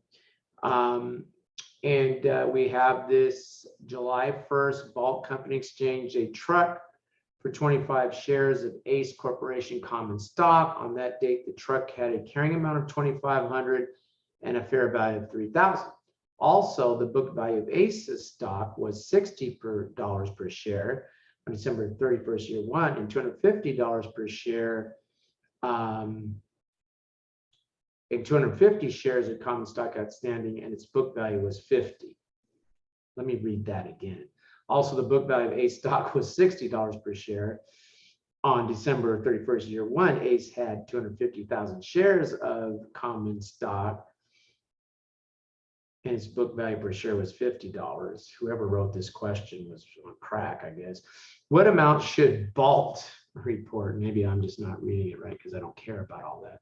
What amount should Vault report on its December 31st as investment in Ace, assuming the transaction had commercial substance? I don't care whether the transaction had commercial substance. They're asking me what the new asset should come on the books for, aren't they? And the rule is what? It is the book value of the asset surrendered plus any gain or minus any loss, right? Okay. So the book value of what? The truck, the carrying amount was 2,500. The gain is what? 3,000 minus what?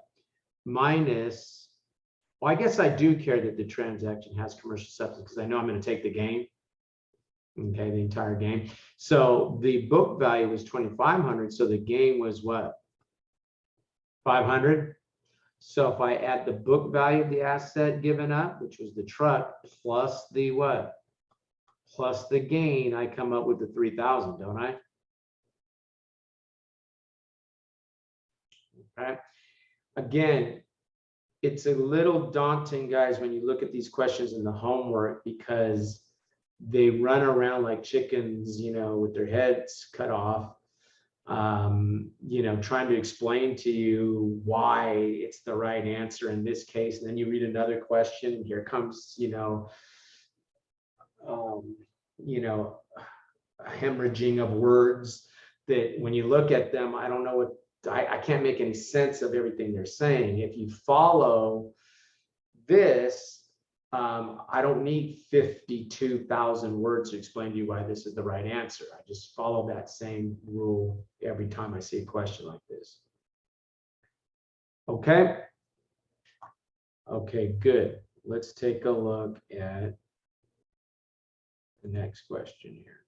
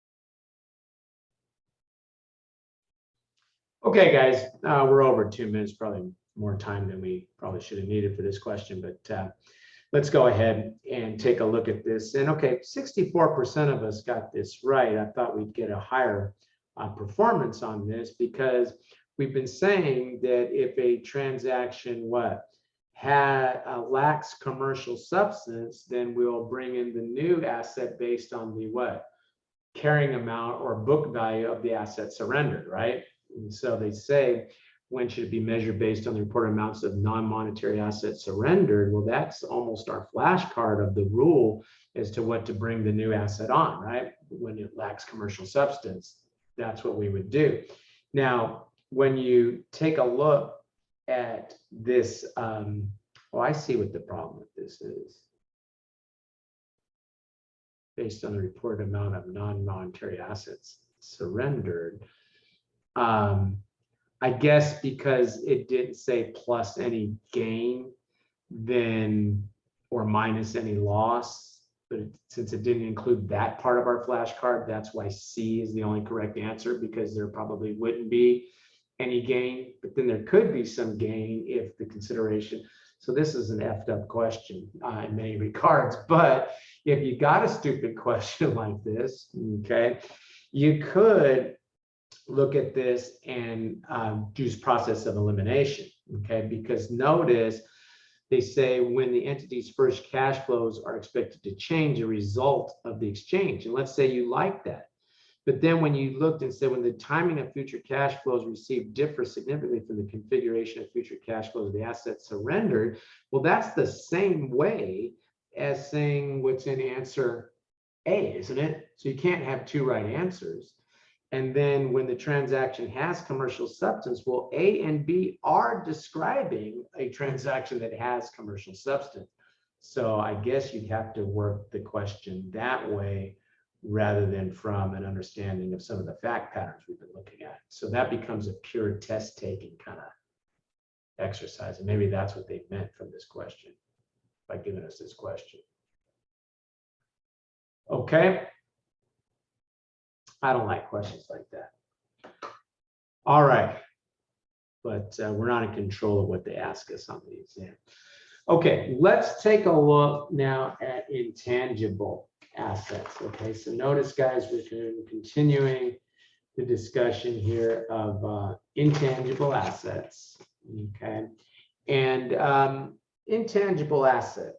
Okay, what happens? They call it intangible because the value really isn't derived on how you can actually use that asset in the day-to-day operations of the company, as much as this perceived value that it gives you because you have acquired this intangible asset from another entity. Okay, so when we take a look at intangible assets, okay, intangible assets are either specifically identifiable, such as patents, copyrights, franchises, or not specifically identifiable, and the classic example there is goodwill. Okay, flashcard those definitions. I don't know that the exam gets too far off from that, but in case they start using specifically identifiable versus not specifically identifiable, you know examples of those. Now, for all intangible assets, okay, we have to look at the manner of acquisition. So what happens? Purchased intangible assets acquired from others should be recorded as an asset at cost, including legal and registration fees. You have to acquire those intangible assets up there from others. So you have to buy a patent from somebody else. You have to buy a company, and when you buy that company, there has to be some goodwill associated with that purchase, which we'll talk about more in chapter 4, to be able to record goodwill. Okay, any cost incurred with developing an intangible asset needs to be expensed. Okay, so what happens? Let's say you go to Nordstrom, and you go to Nordstrom, you want to buy a suit, and you want to buy a pair of shoes, let's say, and you go to Nordstrom to buy your shoes because you know that you wear the shoes for a couple months and gee, they pinched your foot when you first got them and you thought that would go away and it never does. So you take the shoe back to Nordstrom, what do? No problem, sir. If you want to take those shoes back, no problem. Even though you wore them for a couple of months, right? Try that at, Joe's shoe store. Okay. So what happens? All the training that Nordstrom put in to train their employees to smile when you bring the stuff back, you'd say, well, that's goodwill because you paid more for the shoes at Nordstrom than you would at Joe's. So that's goodwill. So we should be able to capitalize that because people are, no. Any money you spend to develop an intangible is what? Expensed as incurred. Okay. Now, if you purchased Nordstrom and you consolidated Nordstrom with your financial statements, then you would do what? Then you would report the goodwill because you probably pay more than the fair value of the tangible assets and any other specifically identifiable intangible assets. Okay. Now, of course, there are that means, and we'll get more into this later, US GAAP prohibits the capitalization of research and development costs. Again, IFRS is not tested on the CPA exam, okay? But under IFRS, you can capitalize you expense the research, but you can capitalize the development. But we don't have to worry about that because there's no more IFRS on the exam, thank God, okay? So now, examples, okay? Goodwill from advertising, that needs to be expensed. Now, there are exceptions to that general rule, and let's go ahead and flashcard that, okay? Legal fees to successfully defend your right to an asset. So what happens? You've done all this research and development, you have a patent, you go and you get the patent, and then somebody says, you stole the research from me, and you have to go to court to successfully defend your right to that patent. You can capitalize those legal fees if you are successful. If you lose the lawsuit, you have to do what? You have to expense those legal fees, right?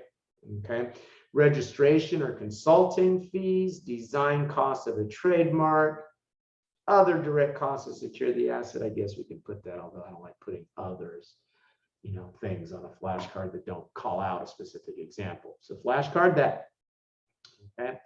Now, the cost that you will capitalize will be amortized. The value of the intangible asset amortizes, eventually disappears. Therefore, the cost of each intangible asset, except for goodwill, which we'll talk about next time, should be amortized by systematic charge to income over the period of the expected benefit. So flashcard that and put on the flashcards, finally something useful from the pass key. It's the shorter of the estimated life or the remaining life. So you have a patent that you acquired from somebody else, you capitalized it, you need to amortize it, and let's say the patent has a 17-year life. But it's gonna give you the right to make, flip phones, let's say back in the day. Well, flip phones were all the rage at one point in time, right? I mean, as soon as I could get a flip phone, I rushed out to get one. It was the Razor. It was this phone made by Motorola. It was the coolest thing in the world. I had to have it, right? Now, if I'm using the Razor phone, it's because I'm trying to do some sort of throwback thing, right? Okay, now everybody has a smartphone. So even though you may have the patent to develop to produce, flip phones for the next 17 years, maybe it only has a useful life of 5 years, and you may have to write it off sooner than that, right? So it's the shorter of the legal life or the useful life. And the method that you should use is straight line. Okay, just use the straight line. Now, the thing that is interesting, I guess, with intangible assets, we don't use an account called accumulated depreciation or amortization. We take the charge, the credit, we debit the amortization expense, the credit goes directly to the asset account. It goes directly to the asset account.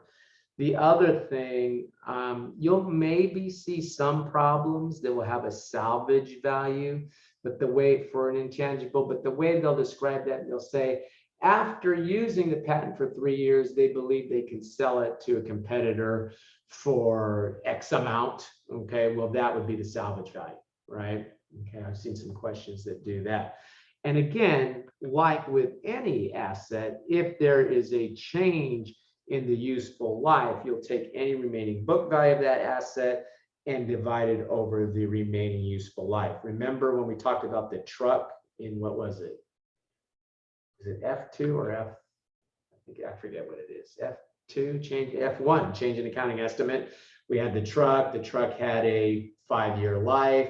We thought it had a 10-year life, so we depreciated $9,000 the first year, $9,000 the second year. During the third year, they discovered that the asset only had a 5-year life. 5 minus the 2, meaning it had 3 years left, and then we took 72,000 divided by the 3 years. Remember that whole thing? Same thing here. It would work the same for an intangible asset. Okay. Okay, good. Now you come over and let's take a look at a specific type of intangible asset. Now let's look at franchise. Okay. So what we will do is when we pay for a franchise, we will have to take the present value of whatever we're going to have to pay for that, and we'll report that on the balance sheet as a intangible asset, and then it'll be amortized over the expected period of benefit of the franchise. Expected life of the franchise, although some franchises have no expected life. For example, if you're the owner of the McDonald's logo for that franchise, you don't have to amortize that, because what? They're going to be eating hamburgers in space, McDonald's hamburgers in space someday. Or if you're Disney, they'll always be, well, Disney's a different thing because that's probably the goodwill. But anyway, flashcard that it's present value, and if it does have a finite life, it needs to be amortized. Okay. Now, sometimes the problem will tell you that there's a continuing franchise fee, and sometimes it's a percentage of the franchise revenue. Okay. These fees should be reported by the franchisee. That's the person that has purchased the franchise as an expense, and as a revenue by the franchisor. Okay. So the initial franchise fee gets what? Gets capitalized and amortized. Continuing franchise fees, money that you have to pay for training or something like that, money that you have to pay as a percentage of revenue out, they get expensed in the period incurred, because there's a matching against the revenue that was generated, right? Okay, so let's take a look at this example. Okay, and we have this Peter signed an agreement on July 1st, year 1 with Disco Records to operate a franchise in New York City. The initial franchise fee was $75,000, which was paid by a $25,000 down payment, and the balance is payable in 5 annual payments of $10,000 beginning July 1st, year 2. And you'd go to $10,000. They don't tell us, but the interest rate in this, and I think you remember these numbers now. I gave you this example when we were amortizing a note receivable. The present value factor, 10% for 5 years, is 3.7908. And so that's where you come up with $37,908, which is going to be the carrying value of the note payable. So we would report the note payable of what? $50,000. The net note payable, of course, is the $37,908, the present value of that note. And then remember, we said that you calculate the discount by taking the difference between the present value of the note and the gross amount of the note, which is $12,092. And I think in the example I gave you, I was just showing you from the note receivable standpoint. Okay. All right. So that's where they got that. And so they go ahead and they tell us that the expected life of the franchise is 10 years. And then they tell us that the present value of the payments is $37,908, which is how we got that right there. And the amount to be capitalized is what? The $25,000 cash, which is what they paid today, plus the present value of those remaining $10,000 payments for the next 5 years of $37,908. That $62,08 is what gets capitalized for the franchise. Okay. Now I've shown you where the note payable, that's the 10,000 times the 5 years. The discount is the difference between the present value and the gross amount of the note, and of course the cash of the cash. Okay.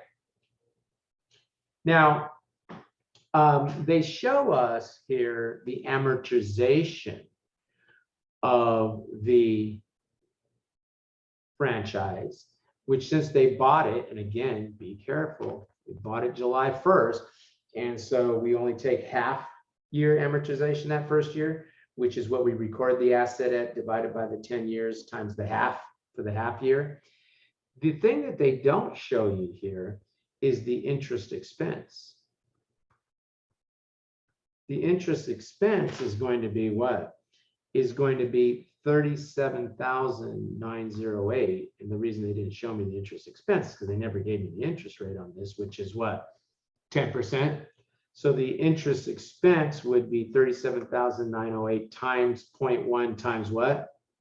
For the first year times 1/2, right? So I take that 37,908 times 10. Well, somebody got a number for me, and I didn't figure that out before class.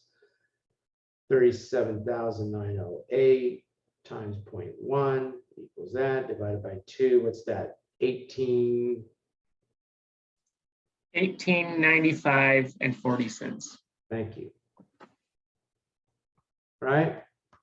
Okay, so you would, and you could see a question where they say, well, what's the interest expense? Or they might say they generated this much revenue. What's the net income associated with this? In which case you'd have to do what? You'd have to take the whatever the revenue number they give you minus the amortization minus the interest, right? Okay, they were asking you that first year. You do the half. After that, you take a full year. Okay. Okay, good. Startup costs are the easiest thing in the world. Expense them. Expensive. Startup costs are expensed. Why? Because most businesses crash and burn, don't they? Okay. And so what happens? FASB says, you know what? We ain't messing with it. We are here to protect investors and creditors. And so we're going to go ahead and expense all startup costs. Okay. Now you come over and we talk about research and development. And the rule, as we already have seen under US GAAP, is to do what? Expense research and development. Okay. This was one of the major differences between IFRS and US GAAP. As I've mentioned, IFRS said you could capitalize the research, but you could capitalize, the development, but you had to expense the research. But we don't care anymore because IFRS is not tested on the CPA exam. Okay. Now you come over and there are exceptions. And if you have materials, equipment that have an alternative useful life after the current period or after the research, capitalize the asset, divide it by its useful life. That depreciation for that year is a part of your research and development expense line item on your income statement, but you do not expense the entire amount. Now you got to be careful because I've seen a question that we'll look at in a minute here, in which they say, well, we're spending money on equipment, but it's only for our current projects that are currently ongoing during the current year. Well, then you would expense all that, right? Okay, but if it has use beyond the current period, then you depreciate, and you will take only the depreciation on that as part of your research and development expense line item. Okay. Okay, good. The other exception, maybe I just should have had you. I can do a separate flashcard. Two exceptions. The other exception is if you're doing research and development and you're doing it on behalf of somebody else. Okay. So let's say you're a university and I'm a pharmaceutical company, and I've asked you to do some research and development on a pill that will cure baldness. Okay. What happens? While you are doing that research, any money that you're spending on that research, you can capitalize. You're almost capitalizing it as an inventory item, aren't you? Because you know you're going to be able to sell it to me later. And then, and it's got to be that there's a contract. It's under a contract to sell it to me. So I've told you I'll pay for your research and I will buy it from you when you're done. So you're creating an inventory, right? So you capitalize that. Then when you sell it to me, you'll do what? You will go ahead and you will take the revenue for whatever you charge me, and you will go ahead and credit the cost of goods sold for whatever cost you had capitalized at that point in time, right? And of course, you'll credit the inventory as you remove that inventory off the books, right? And you'll set up the cash or the receivable for the sales price, okay? So what happens? The purchaser, okay, the person buying the research and development, they will expense it. So you say, well, wait a minute, they bought research and development. Doesn't matter. They expense it. So eventually that research and development cost showed up as what? An expense on somebody's books, but in this case, it showed up on the purchasers. Okay. Items not considered research and development. And you have to be careful because these are legitimate expenses, but they are not research and development expense, right? Okay. And, you know, you may be sitting there saying, well, John, why are we so worried about parsing things out as whether they're research and development expense or not? And the reason is that what analysts look at that expense a little differently than they do other expenses, right? They look at research and development. I mean, that's the reason that, you know, Tesla showed losses period after period and the stock price kept going up because everyone is like, looky, he's going to create, you know, he's going to turn us all into ninjas someday. So keep up the research, Musk. And so the stock price kept going up, even though they were showing losses. So research and development item is looked a little differently. Well, if you already have a product to market, then you are not in a research mode anymore, right? If you are doing quality control testing, then you don't have a research and development anymore. You're now just trying to make sure that your product meets certain specifications. You have a product, right? And I don't know what reformulation of a chemical compound is, but go ahead and flashcard it since they bothered to include it there. I guess they think that we should know that. Okay. All right. So you look at this example, guys, and notice almost everything here is being carried down as research and development. Okay. The only exception to that is what? The initial cost of that equipment is not brought down. We bring down what? We bring down the depreciation because there will be continued use of that beyond the current period. Okay. Okay, good. Now, this is where US GAAP gets some criticism, and maybe it's well deserved, because IFRS says capitalize, expense the research, capitalize the development. We're not going to say anything else. US GAAP gets criticized because they say what? Well, expense all research and development unless we're talking about software development. So then they have an exception for this special area, right? And so that's why people say IFRS is principles based, whereas US GAAP is rules based, although I think that's a little bit of, you know, too big of a statement because IFRS has rules too, but they don't have as many rules as US GAAP does, okay? And so this is one of those cases in which, even though they've told us to expense research and development, for computer software development, they give us some new rules, okay? So they tell us, yeah, expense cost incurred until the technological feasibility has been established, okay? Capitalized costs what?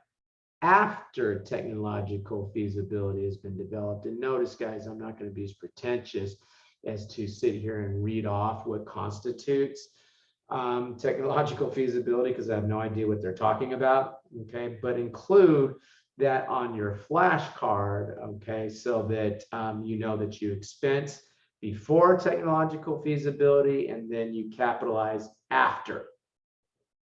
Okay, now let's say that we have gone ahead and we've capitalized costs. And when have we capitalized costs? After technological feasibility. Now we have to do what? Now we have to amortize the amount that we had capitalized. So let's say, and they give us, and you can flashcard this, the percentage of revenue or straight line, whichever will give the greater amortization. Okay. So let's say that after technological feasibility, sorry, I have an example here that I made up. Okay, after technological feasibility, let's say we capitalized 100,000 of software development costs. Okay, and let's say that the total projected revenue for the product is 4 million. And let's say that the estimated economic life on this is 10 years, which, guys, is probably silly for software. Okay, so don't jump on me for that. Okay, I just want the numbers to be easy. Okay, so let's say it's 10 years is the estimated economic life. Okay, now let's say the revenue for the current period in this little example is, say, $1 million. Well, if you take the million for the current year divided by the total projected of 4 million, that means we got what, 25% this year? Okay, versus the what? The straight line is going to be 1 divided by 10 years is 10%. So in year 1, should I take 25% or 10%? Not a trick question. 25%, because 25% is bigger, isn't it? Okay, now let's say I go to year 2. And let's say that in year 2, the revenue equals, and now the revenue equals 200,000. And let's say I don't have a change in accounting estimate, which wouldn't matter anyway. If I did, it wouldn't matter. I mean, it would change the number, but the process wouldn't change. So I have what? 4 million is still my total expected revenue on this. Okay, so now I go ahead and when I calculate this, I get 5%. So which is greater in year 2, the straight line or the percentage of revenue? Not a trick question. I'll use 10% in year 2 because it's greater, right? So you can flip back and forth year over year depending on which one gives you what? The greater amount of amortization. Okay, so flashcard that. Flashcard the greater of the 2. Okay. Okay, good. Now we come over and we will carry this item, this inventory, this software, inventory software, and we will carry it at the lower of cost or market, okay, or net realizable value. Okay, so flashcard that. So if we're looking and the value has dropped down to say 50,000, then we have to write it down, just like we talked about for inventory earlier. Now you could develop software for internal use. Okay, now if you develop software for internal use, you will expect expense costs during the preliminary project state and capitalize costs after the preliminary project state and upgrades. Okay, so flashcard that, but we're really just replacing the rule what? We're replacing the rule, the phrase technological feasibility for preliminary project state. Okay, now when you take a look at this, they tell us we should amortize that we have capitalized after the preliminary project state on a straight line basis. So no percentage of revenue because technically we're not selling it, right? But let's say we do decide to sell it after a while. We use it internally for a couple, 3 years, and then someone says, hey, I want to buy that from you, okay? Now, the way they describe this, they say any money you make on this when you sell it should first be applied to the carrying amount of the software, and then any additional amount is recognized as revenue or a gain. Hello, it's the same as selling any asset, isn't it? Okay, whatever comes in minus the book value difference is what? And they call it revenue here. I guess you can call it revenue if your normal course of business is selling software. But if you're a manufacturer and you develop some software, since that's not your normal course of business, you'd call it a gain, wouldn't you? Okay. Okay, good. So go ahead and flashcard that you would take any amounts that you receive, apply to the book value. Any difference is going to be a revenue or a gain, however you want to phrase that. Okay, all right, good. Let's go ahead then and let's take a look at this question.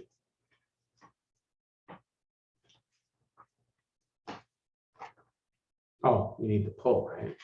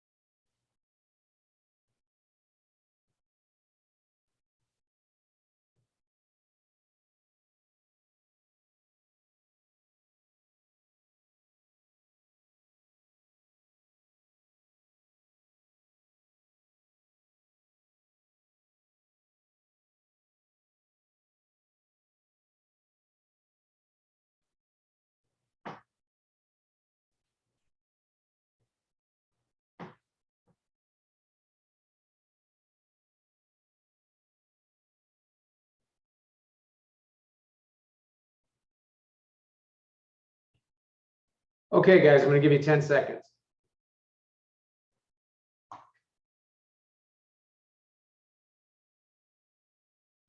Okay, I'm not seeing a lot of response to this one, so I'm going to go ahead and end the poll. You might be running out of gas here because we're coming up on 8 o'clock. But most of us did get it right, the folks that tried it anyway. And so let's just go ahead, though, and look at this question together. So they tell me that they appropriately capitalized $45,000 for this patent. So they must have bought it from somebody else, right? Okay. And they were amortizing it over its estimated useful life of 15 years. And then during year 4, they paid $15,000 in legal fees, which I look and I see that they did what? They successfully defended the right to the patent, right? So that means that I have to capitalize that. So I would take the what? 45,000 divided by the 15 years. That means they should be taking how much per year?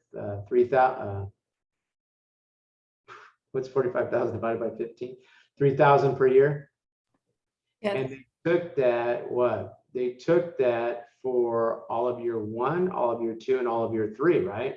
So they took that for 3 years.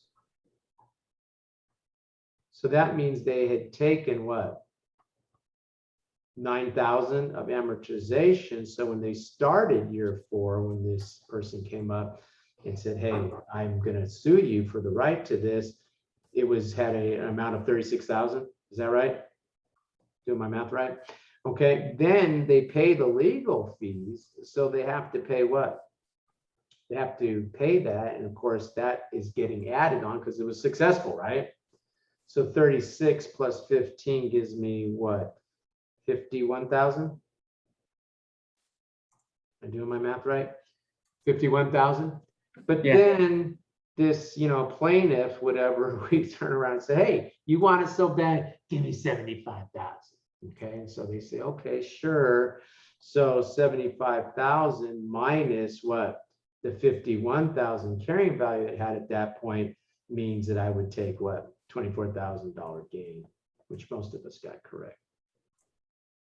That's a good question because it tests almost everything there, doesn't it? What did we capitalize? What did we have to amortize? What could we capitalize beyond the original cost? And then what would be, how would you calculate a gain or loss on the sale? Okay. Okay, good. Let's go ahead, guys. And I know we're going to go a little bit over.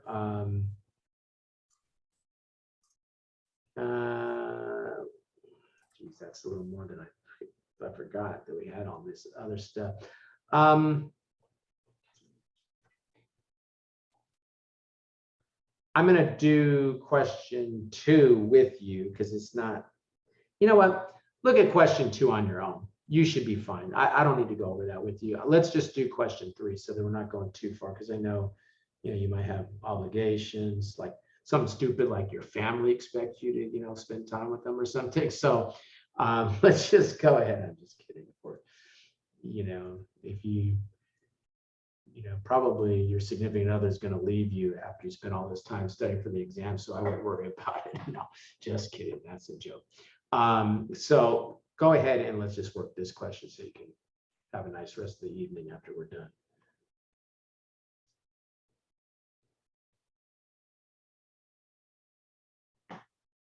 The only reason I say that about your significant other leaving you after you pass the exam, because that's what happened to me. So if you go through all this trouble, pass the exam, you think, oh, okay, I got it all figured out. And then something else happens. But anyway, I'll stop there.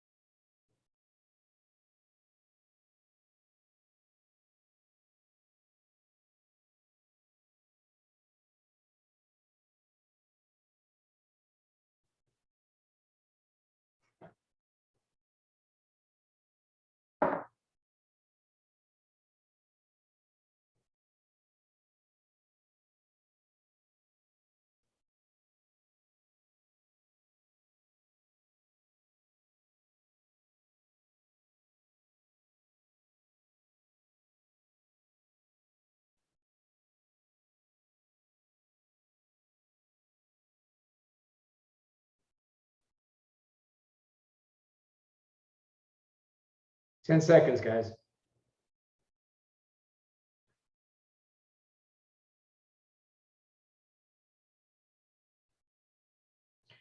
Okay, good. I'm going to go ahead and end the poll. I think we might be getting a little tired here, but still good results here. 91% of us that tried it got it correct. So let's go ahead and let's take a look at this one together. And equipment purchase for current and future projects. I'm not going to take the entire amount as research and development because it has what? A benefit beyond the current period. As opposed to equipment purchase for current projects only, that means that's only going to have use to us this year, right? So I take that as my R&D expense. Okay, so I'm going to take 200,000. I have to pick up, because I can't get to any of the answers without picking up what? This research and development salaries for the current period. Okay, so I know I have to pick that up. I look legal fees to obtain a patent. Remember, we said legal fees to obtain a patent are what? Capitalized, aren't they? Okay, so we capitalize that. Material and labor costs for prototype products. And I look at that and I'm like, I don't know what that means. We didn't mention that in the outline at all. So let me see, I'm looking, I'm not getting an answer that gives me 600,000 for kind of the simple ones. And then I say, oh, wait a minute, I do have to do what? I do have to take the depreciation on this equipment that will also have useful beyond this period, right?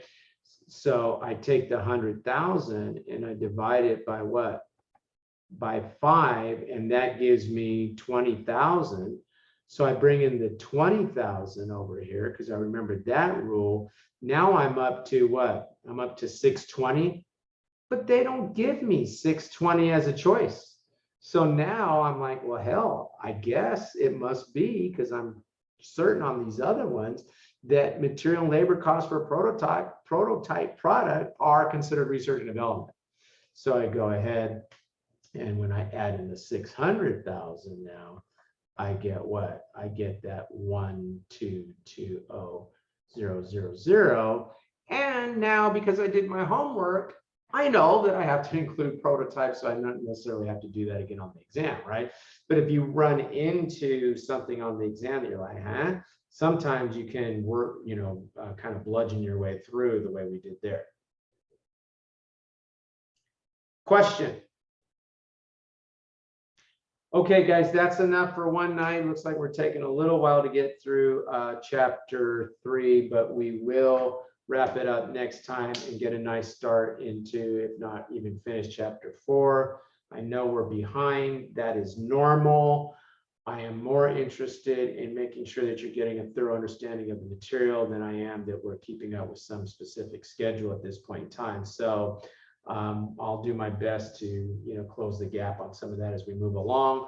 You should be able to do your homework though now all the way through module 7, right? Okay, guys, have a good night. We will see you next week. Keep studying hard. Thank you. Thank you. Have a good night.